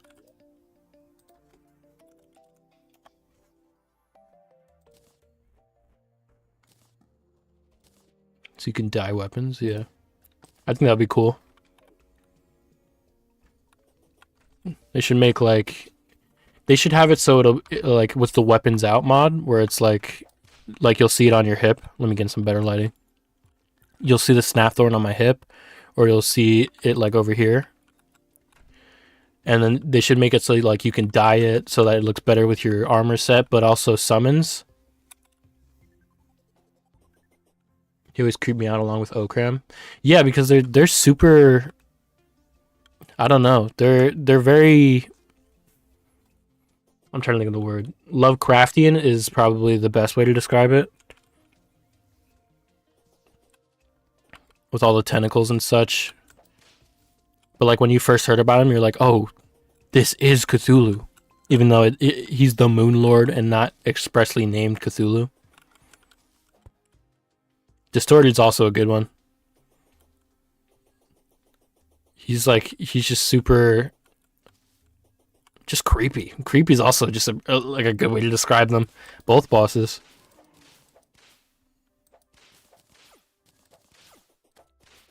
They just have a different vibe than a lot of other bosses. To be fair, a lot of them are pretty like grotesque when you think about him. Thought he was the brother of Cthulhu for a long time. That's fair. I mean, they look related if they aren't the same person. Back in like early Terraria days, everyone was like, "The Eye of Cthulhu? Does that mean there's going to be all these different parts of Cthulhu?" And then everybody's waiting for Cthulhu himself. So when Moonlord was introduced, people were like, "Oh, this is Cthulhu." And it's still like pretty. It's not like 100% confirmed. Being by the Dryads, yeah. That's why the whole thing is like it hasn't been confirmed as far as I know, but people are pretty adamant on him being Cthulhu. The whole lore with the Dryads is cool too. I'm gonna get some purification powder so I don't have to use bombs or anything to mine down to the orbs.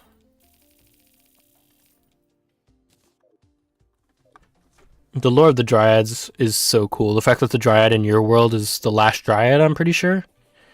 It's pretty sick.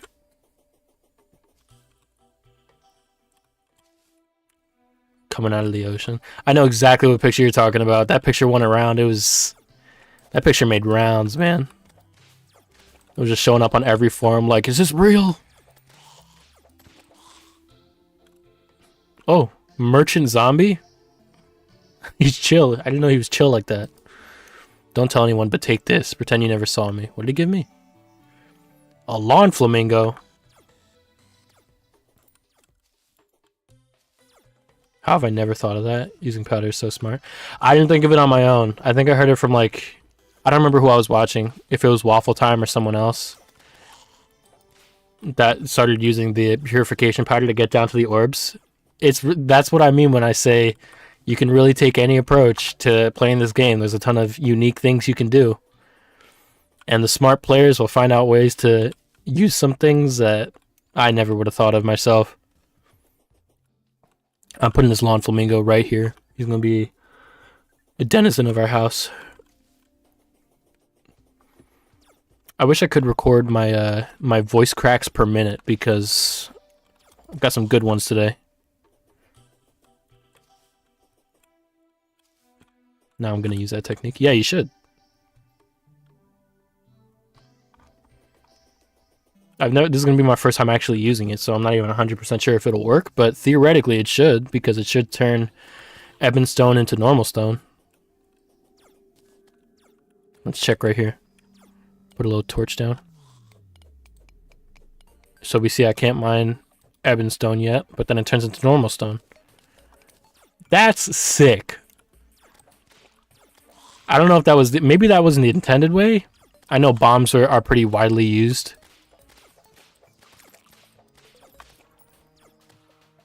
Voice cracks are everywhere for me. I'm a chorus. I'm in chorus and I'm a soprano, so yeah. When I was in school, which was like I graduated almost 3 years ago now, I'm getting destroyed by these mobs. I gotta get down here. When I was in chorus, I was also a soprano until I got to... in high school, I switched to a tenor for a little while, and then I finally got down to bass after a long time. But my singing voice is still very, very high. But my voice did drop as I got older. But it's like the voice cracks are like, can we just go back to being young again? So I still have pretty consistent voice cracks at my age.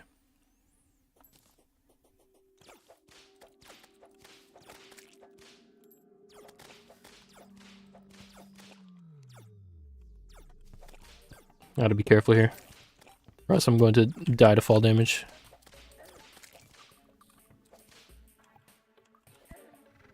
Ow. I used to get made fun of in middle school. And I'm not saying this to be like for like a pity party or anything. I didn't really care at the time, and I still don't. I was the only male soprano at the time. So I would get made fun of a ton. But the fact of the matter is, once, even though chorus was required, I was still probably the best.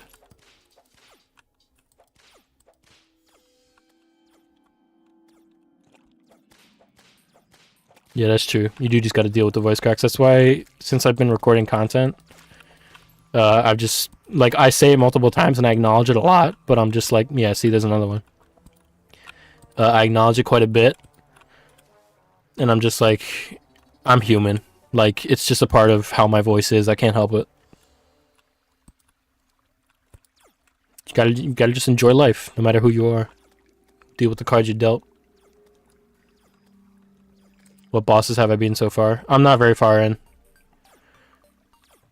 The boss progression counts like patchwork and stuff, but these are the two bosses that I've really beaten. Grand Thunderbird is the only one in Thorium I've beaten. But I should have my VOD up on my channel. Like 3/4 of the way through, I was fighting King Slime, and he got pretty good modifiers, so I didn't do any damage to him really. And he ended up being like a war of attrition because I just wasn't doing any good damage. Let me box myself in so I'm not getting destroyed by mobs. And then, so since the fight was taking so long, and since I had beaten the bird, the game was like, oh, you beaten a boss? Here's Eye of Cthulhu. So I ended up having to fight Eye of Cthulhu and King Slime at the same time. And I actually ended up beating him. Even though I went into the fight, like, I'm not going to beat these guys at the same time. But we ended up pulling through. Pretty much with the same stuff I got now. Thunderbird, what do you mean, Thunderbird? Let me put auto pause on so I can show you. Even though it doesn't, I'll show you in a second.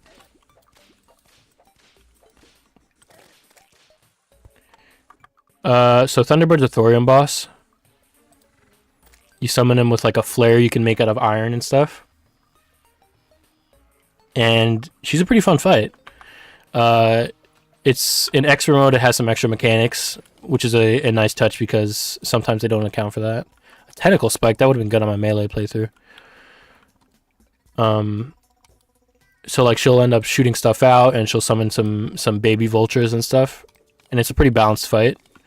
And the OST for it is also really good, the soundtrack.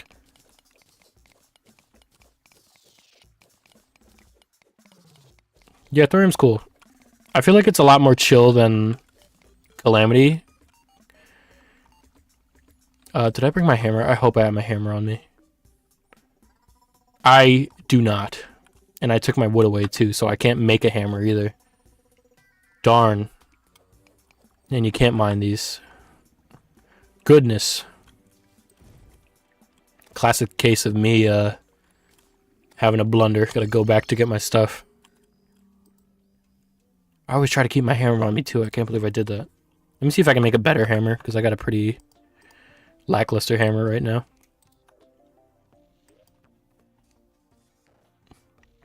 Honestly, I have an extra storm flare, so I might just go fight Thunderbird because I like their music so much. Where's my flare? There it is.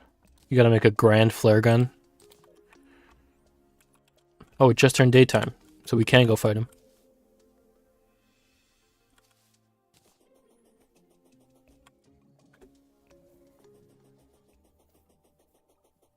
My PC crashed from how many enemies there were in Infernum Blood Moon. Yeah. I have a pretty okay PC. I have an Alienware Aurora R15 that I got for a pretty good discount, all things considered. And some of the Calamity effects, even just beginning Calamity. I like that tower design. Thanks. It was originally just going to be like a watchtower, but I ended up making it out a little bit because it wasn't valid housing. While I fight the Thunderbird, yeah, like even on a pretty good PC, you can still end up having trouble with some things. So this is the Thunderbird. It's not normally blue like this, but it's because of the because of all the modifiers I have, the mods. But as you can see, if you don't pay attention, sometimes you'll get hit. So it's not a baby boss, but it is like the first boss you should fight. That's how I got this summon that I have. She's a big mama. Yep.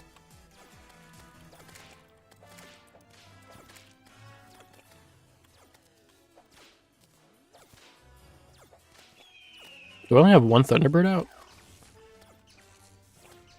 Oh, it's because I have the acorn out as well, I think. I might honestly get rid of the acorn. I think 2 Thunderbirds might do better. If I can. Oh no, I can't do 2 Thunderbirds yet. Okay. Ow.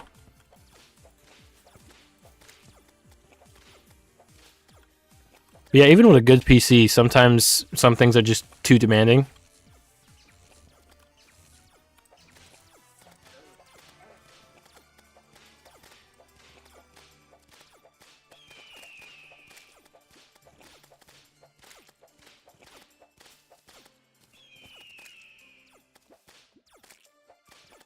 I should be whip stacking, I'm not even paying attention. And her tiny baby is tamed, trying to murder her. Yeah. Maybe I treat her her kid better than she did. Maybe she's a bad mom. But I also like how it doesn't die, it just flies away. I think it's a cute touch. Yeah, that's where I got this this grappling hook. The grappling hook allows you to grapple into the air, and if you're just grappling into the air, it'll summon a small baby bird to help a little bit, and then you can grapple again after. It's pretty good for getting some extra range. Yeah, she lives. I know, it's cool. I like when bosses do that. Calamity did that quite a bit too. Like, Drayden would be like, wow, good job fighting my mechs. I'm out now. Even if you try to kill him, he's like, nah. You don't know who I am. That's something I love about certain bosses, is sometimes you're not powerful enough to beat them fully. You're only powerful enough to stave them off. Let me see if I can make a better hammer. I know I said I was going to do that before.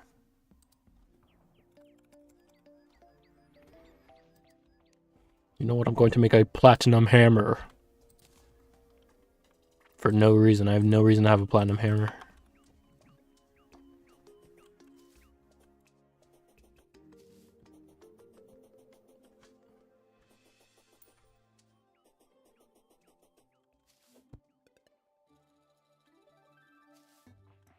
I love Calamity as much as all the people who play it, but I will say I feel like Thorium is more in line with like something you'd find in Terraria. Oh god, the exomechs. Yeah, exomechs can be pretty. They're hard.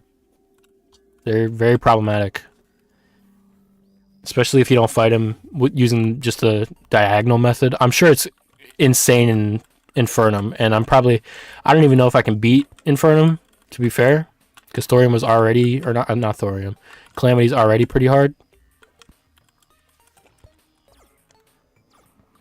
But yeah, like I was saying, Thorium feels like it's more...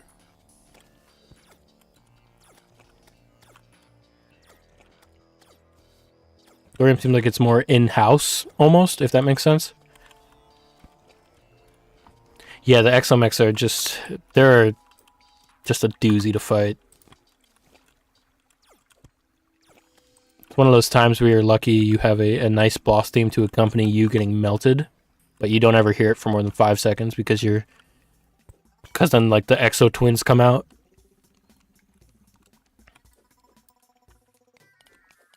So for now, I'm just gonna... Did I put my... Oh my goodness. I put my purification powder away.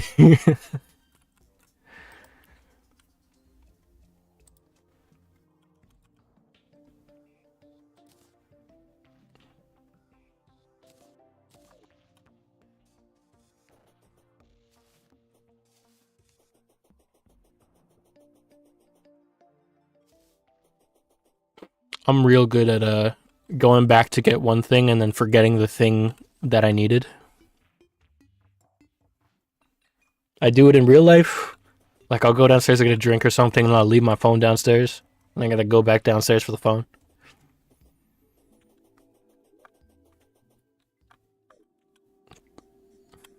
Right, so we're just gonna go mine a second one so that we're only one away from getting the boss to spawn. And then we'll build an above ground arena.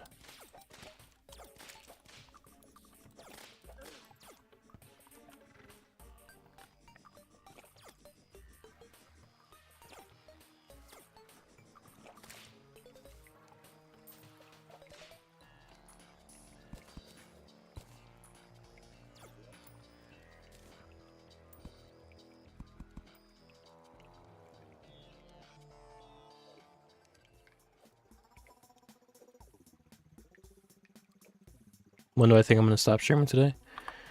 I'm not sure.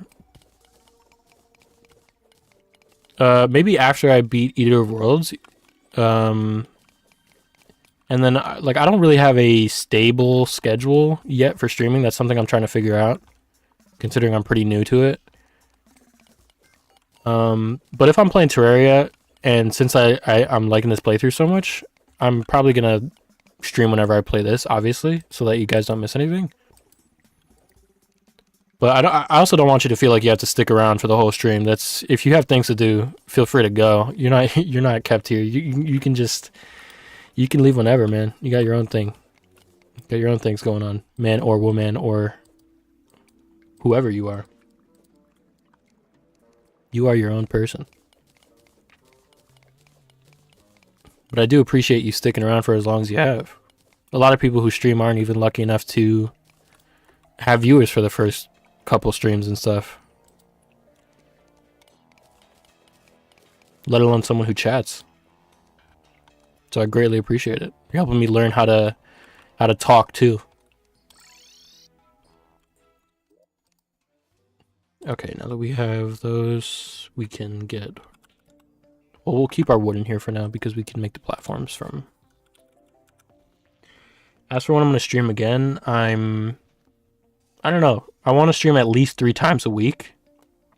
I know it's Wednesday now, so maybe I'll stream like Monday, Wednesday, Friday. And then if I'm doing extra streams, I'll just do it in between then. As for time, I just made 3 platinum pickaxes, or platinum hammers because I'm not paying attention.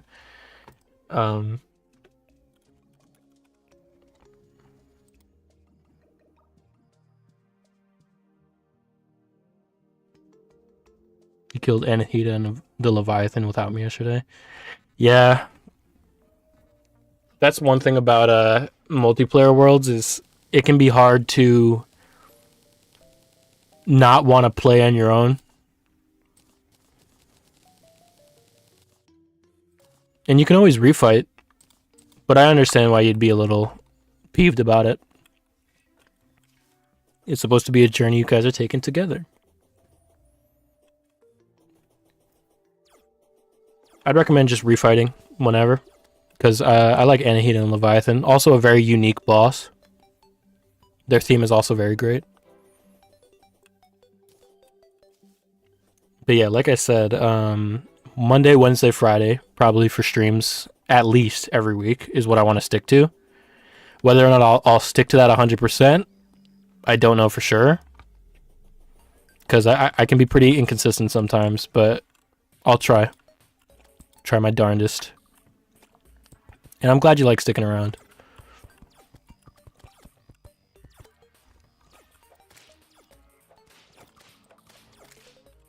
Me and my brother used to play when we were younger together.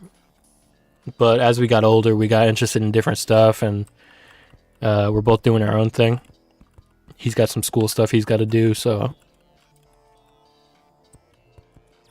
realistically, I've got a lot of time considering the situation I'm in, and I'm trying to get, streaming stuff to work out so that, I can do it more often and reasonably.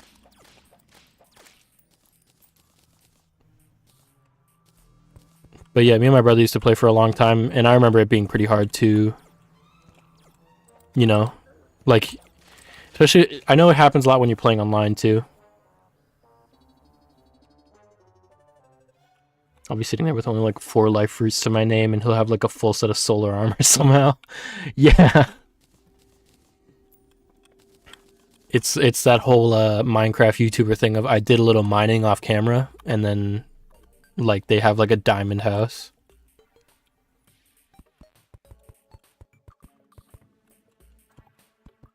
I'm glad I realized how fun building is in this game too.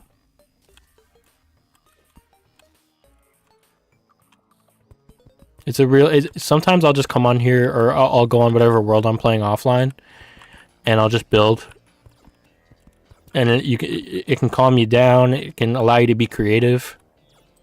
It's a good outlet.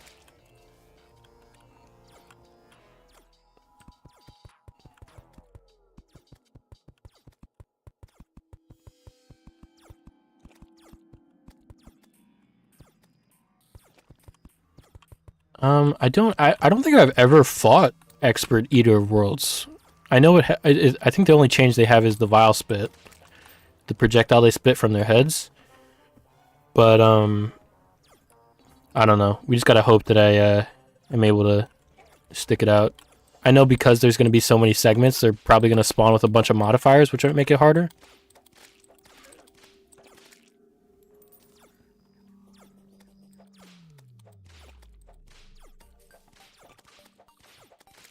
You know what I should do? I should put my antlion down so that I'm getting some passive damage.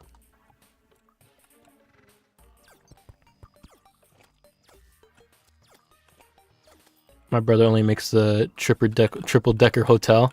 Yeah. There's a quality of life thing in this mod where it's a simple crafting recipe for like an instant house, and it'll just make like the square hut that everybody makes at first. And I mean, some people just want to do the combat stuff and stuff like that. So, and I get that. But yeah, I've had my fair share of triple decker houses where it's just like a hotel into the sky. But learning to appreciate building and realizing that it's a major part of Terraria, you know? Lets you appreciate the game a lot more. Which is why sometimes I don't use a lot of the quality of life stuff.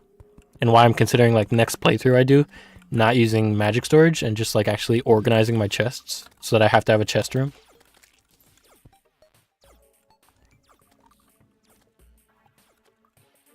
Hello, Mayor. If that's how you pronounce your name.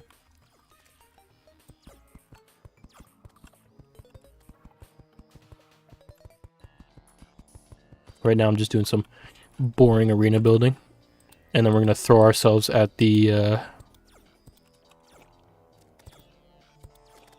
Eater of Worlds. This is probably definitely not big enough for an arena. I need to make it a little wider.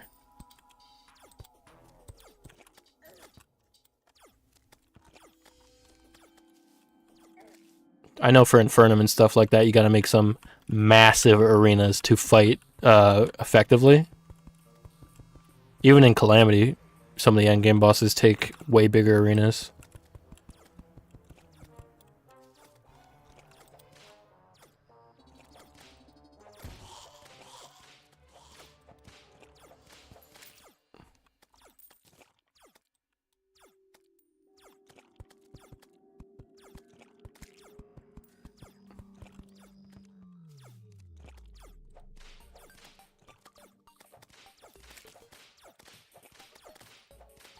Yeah, I'm sure that's a problem with multiple players. I know in worlds with like where it's like a server and you have even more than 2 people, it's probably hell, like you said. Even so, like I haven't had the struggle of like what chest did I put that in for a long time because of magic storage. And I'm sure when I do a playthrough like that, I'll be like, I miss magic storage. Am I out of torches? Really? I can't believe I have to go back home to get torches, man. And I can buy some, so I'll do that.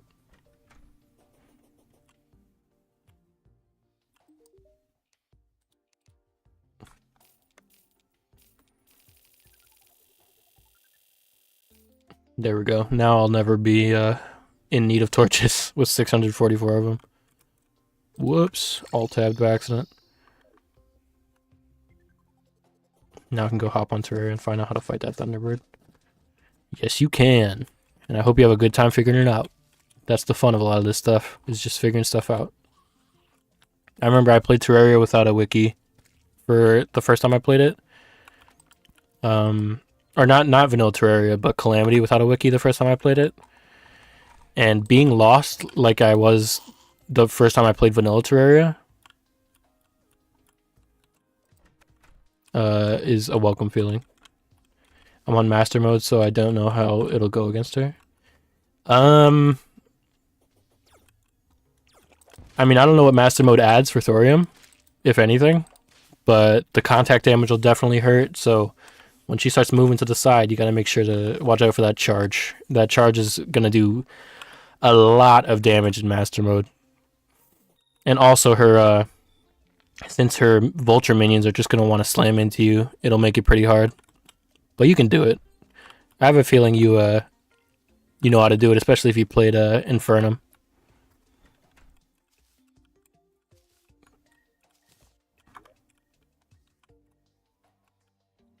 Yeah, let me get some.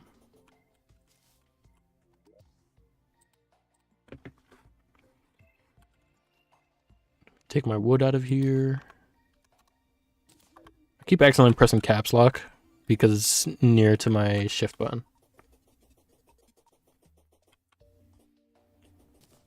I haven't actually tried a master mode playthrough.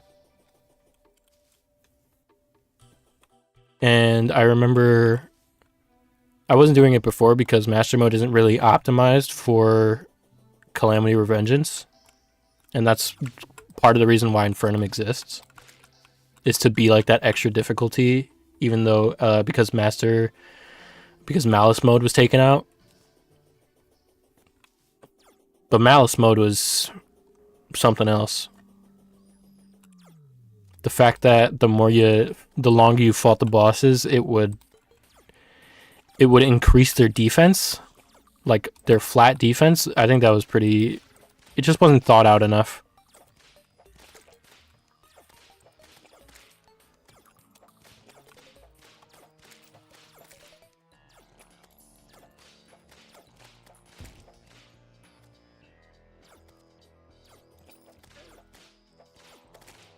My brother carries me. You can do it. It's easy to feel like that sometimes, but you have your value.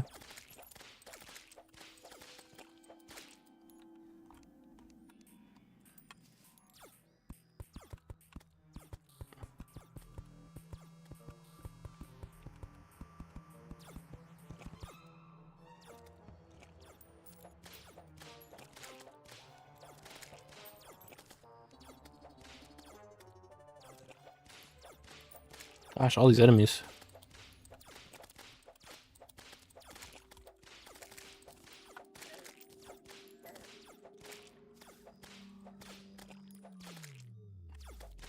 I gotta be using my Shield of Cthulhu more.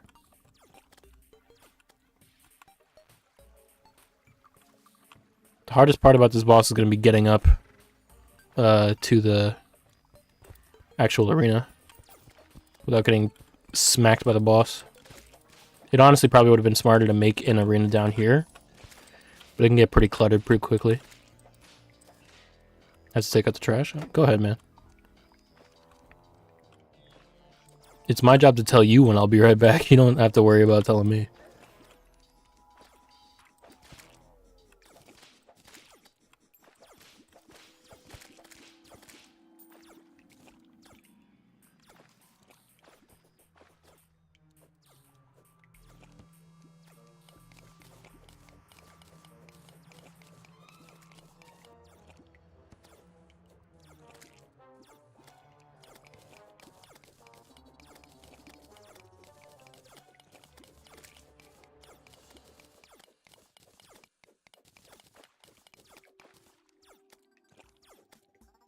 Oh, I hope I have enough purification powder.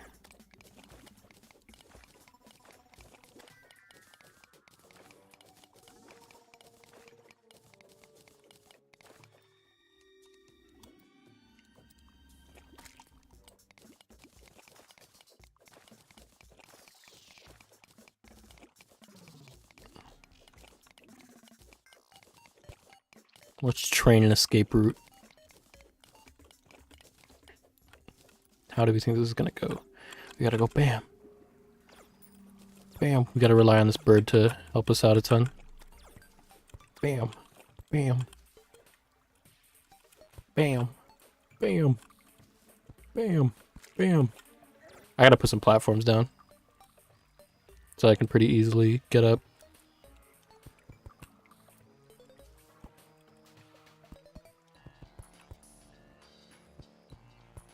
I hear my cat screaming downstairs.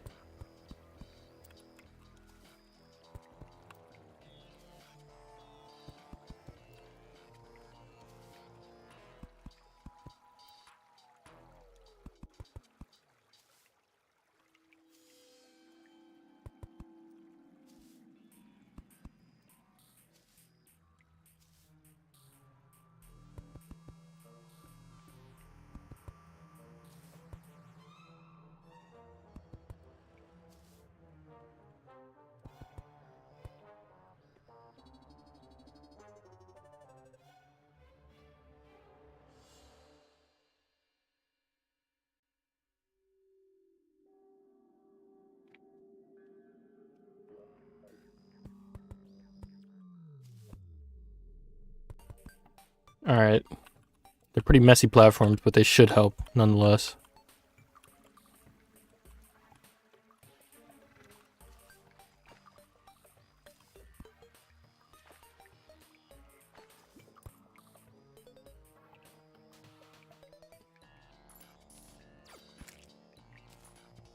Just make sure there's nothing crazy down here.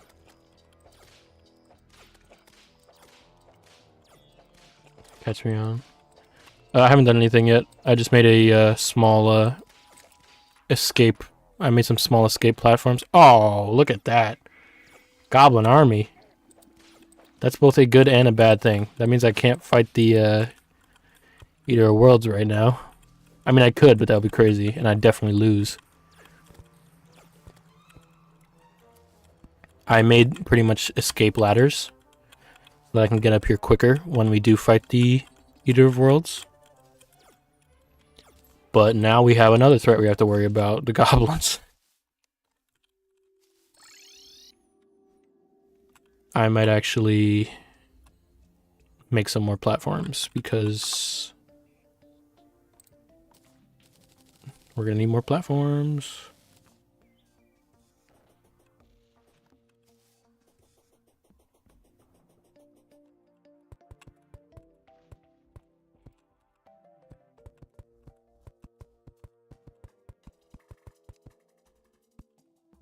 Uh-oh, they're gonna start showing up any minute now. Any second, even.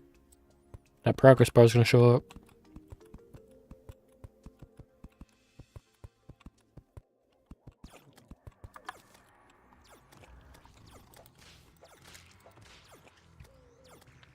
Here we go. And while the... Look at this. Worm rampaging bulletproof goblin thief.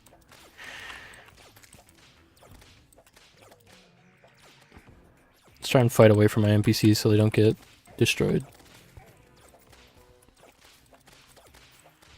Whoa, Goblin Drummer. I think that's a Thorium edition. Oh, they dropped their own wood, too. Oh! Whoa, a swarming... Okay, I'm not ready for this. Oh man, my Dryad was slain. That sucks.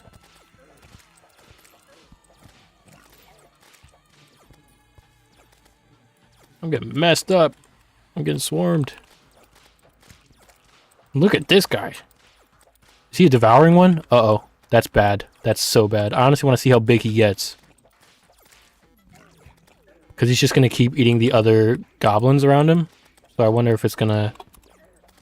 Did I miss my healing button? I did not. Okay. Look at him.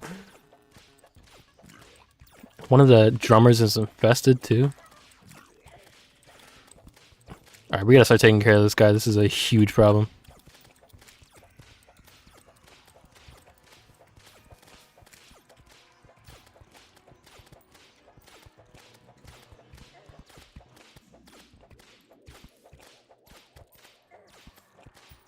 Jesus, he's huge.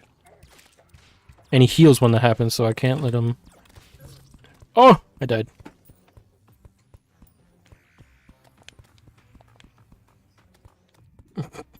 Yeah, no, it's not. Horde events in the beginning are pretty hard. No, my slime! Can't believe they would do that. What I gotta do is I gotta put my antlion down too.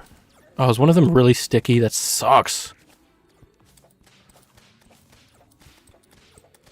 Why am I doing 1 damage to this guy?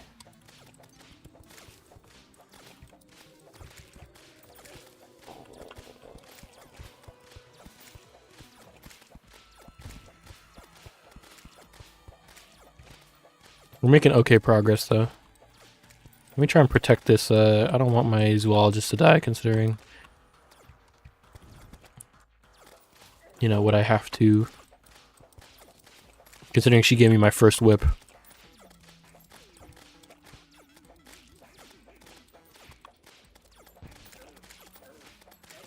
Ah, I'm getting kicked around. Also, wow, yeah. I gotta get these archers. Gotta get the back rank. Oh, one of them's Love Struck. That's so good.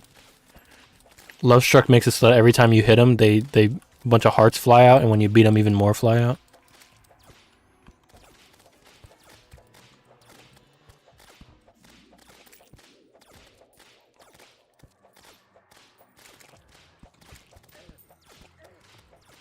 Ow, man. What is hitting me? Oh, there's an archer over there.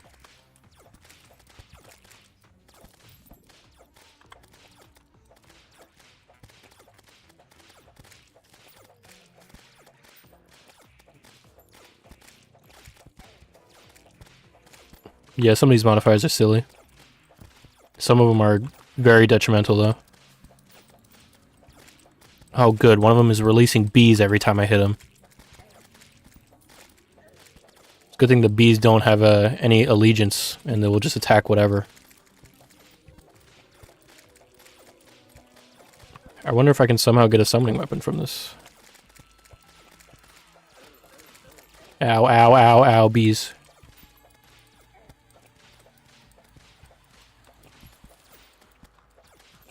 Now I can turn into a frog.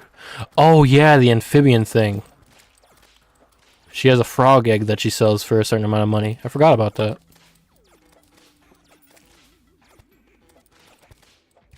Yo, these NPCs are actually helping me out way more than they should be. Ah, we got him!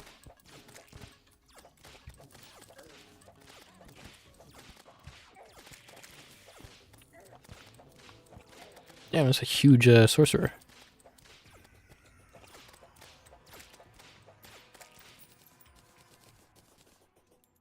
One of them broke my door? Really? Seriously? Jesus. How rude. Goblin warpipe? What can I make with yew wood? Okay, so it acts as a normal wood.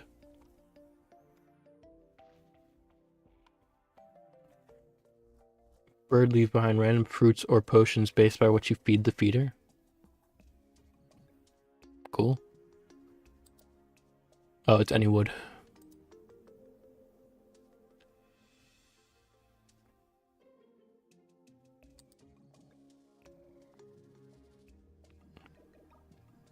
Firing speed? Oh, it's a ranger set.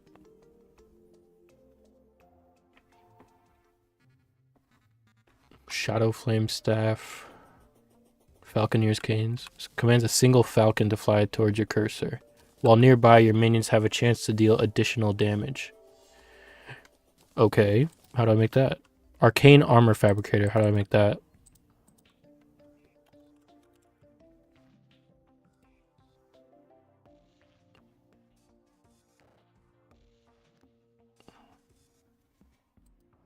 I actually don't know what that is. Arcane Arc... I don't know. Crafting stations?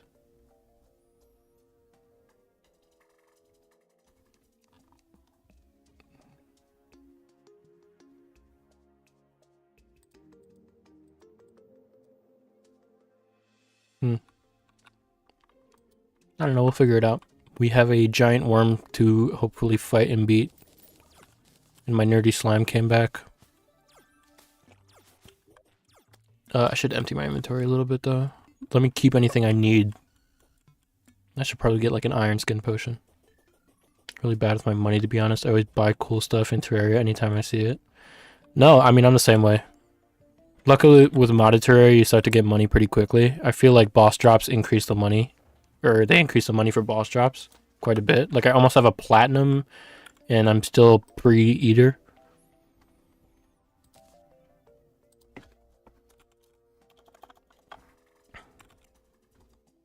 Just because you're feeding your curiosity for cool stuff doesn't mean it's a bad thing.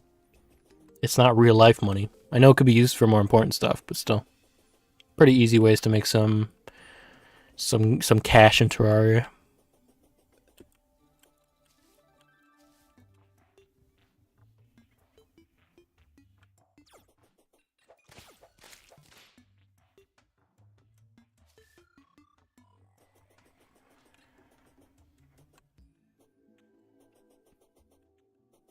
Alright, we're on our way to Fight the eater.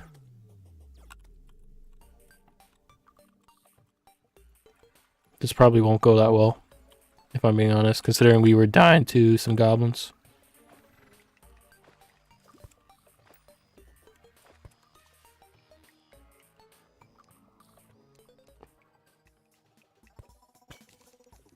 We will take our potion now.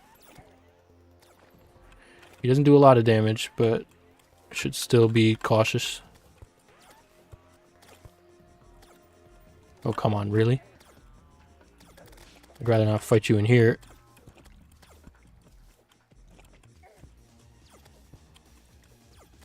Come on. Give me the bird.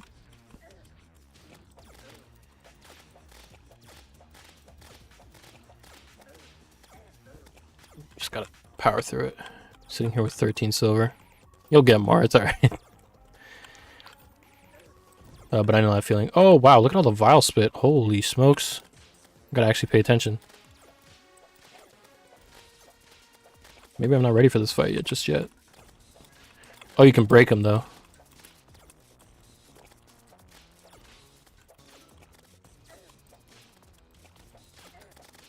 Damn, these projectiles. There's so many. I know I shouldn't want to...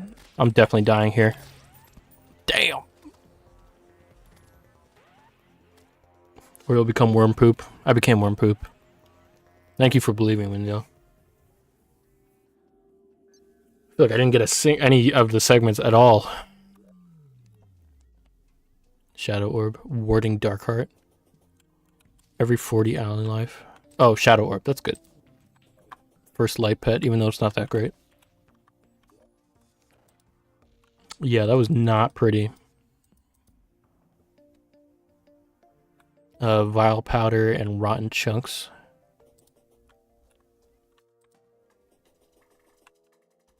Let me not look at the loot. I have no reason to look at it yet. Luckily our Dryad's back. How do I make Vile Powder? Do I need Vile Mushrooms? Sorry if that was loud, I accidentally sneezed. Oh, we need a bottle. Surely I can make a bottle, right? Yeah, I have one.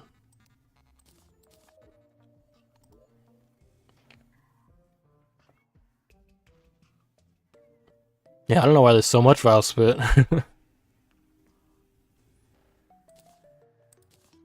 Actual projectile hell. Okay, we got some vile powder. I think we needed more though. I think we need like 20.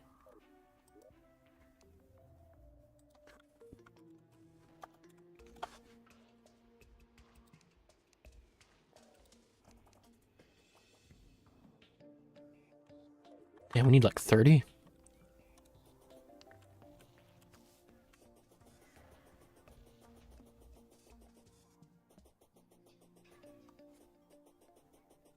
I'll go look for some vile shrooms just so that I can summon the boss a little easier instead of having to break all these orbs every time.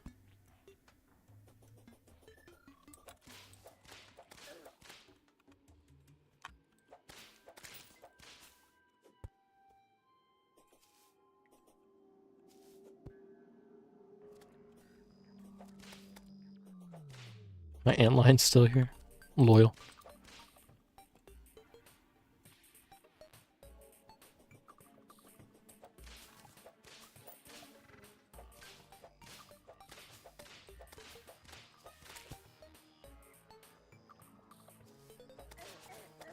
I'd really not like to be in here with this giant thing of death.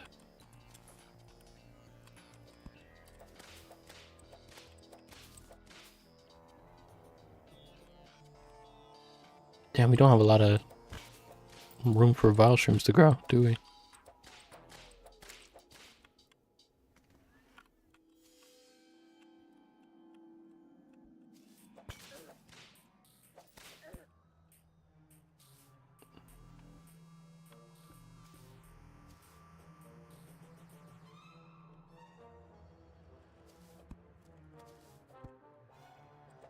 Alright, so we might not just be ready to fight the Eater of Worlds just yet. I'm going to die. that was closer than it should have been. So for the ending part of this stream, I'll probably just build a little bit because I do need more housing.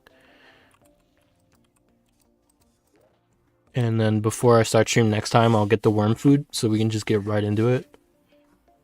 Not housing, wood.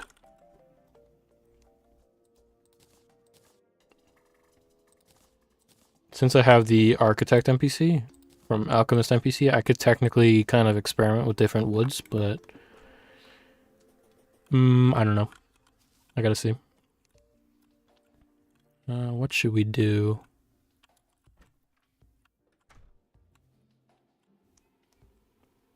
We could build upwards. Like we could make this like sort of like some kind of staircase.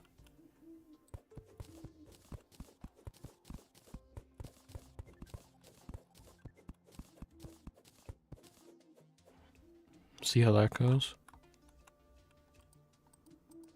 Close the door, please. There we go. Oh, I guess that's not gonna look the best.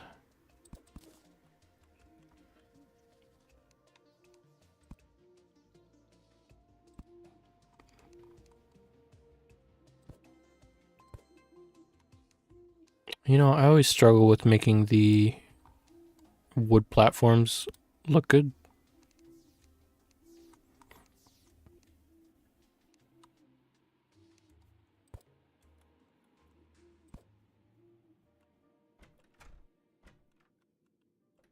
Oh yeah, you're not gonna be able to go upstairs. Not at least not from this side. What we'll do is we'll build out just by one. And then we'll start doing that.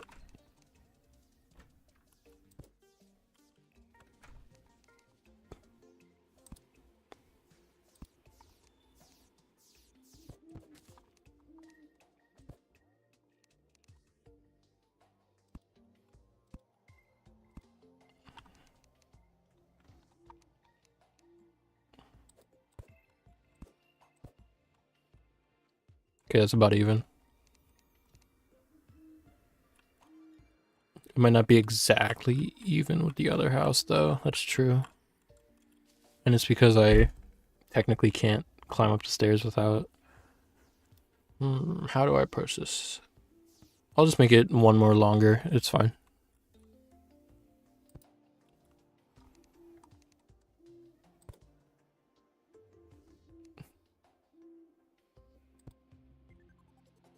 Yeah. We'll do that. And then make wood right here.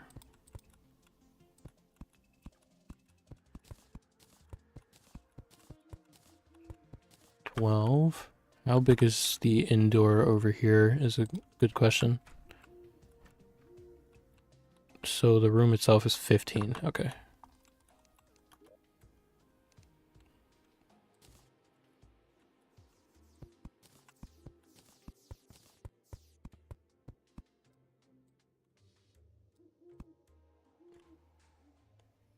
Let me just check how tall the houses are. Okay, they're 8 if you count the bottom. Okay, I think that's good. Okay. Just a small basic house here, but we should get some beams, which hopefully we can make considering we have a sawmill.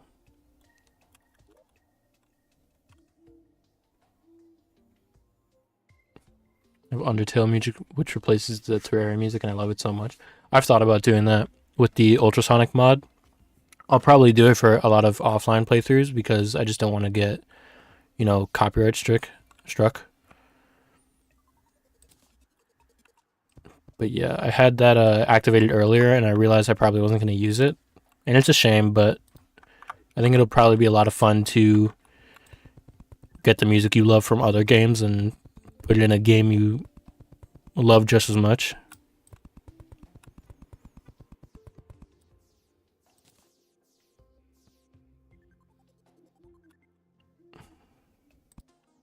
I'll put the door in the corner. And I'll put it in the middle, because I'm probably going to build off of it.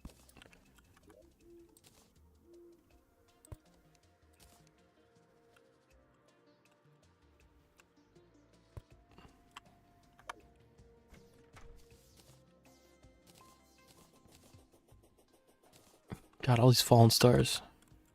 Makes for good selling.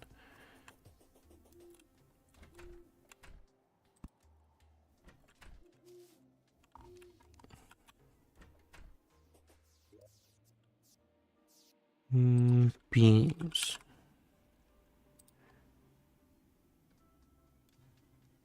The architect sells some. True, but I'll be alright. Don't think we need that many. And we'll just have it on the corners of each house. But it looks like it's giving structural support.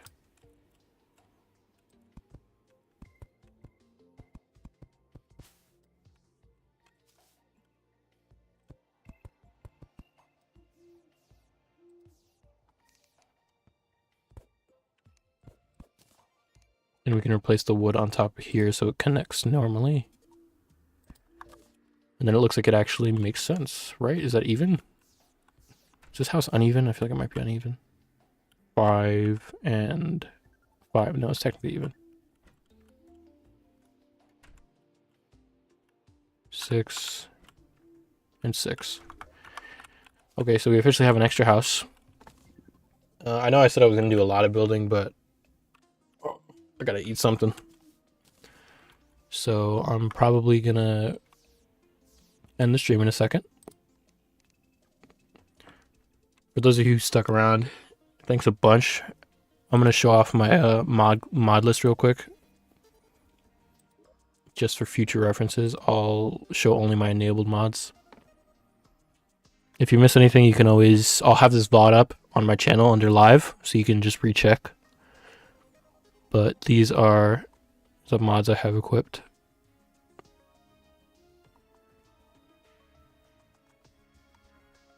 So not a ton, and it doesn't alter anything other than, you know, Thorium is the big content mod.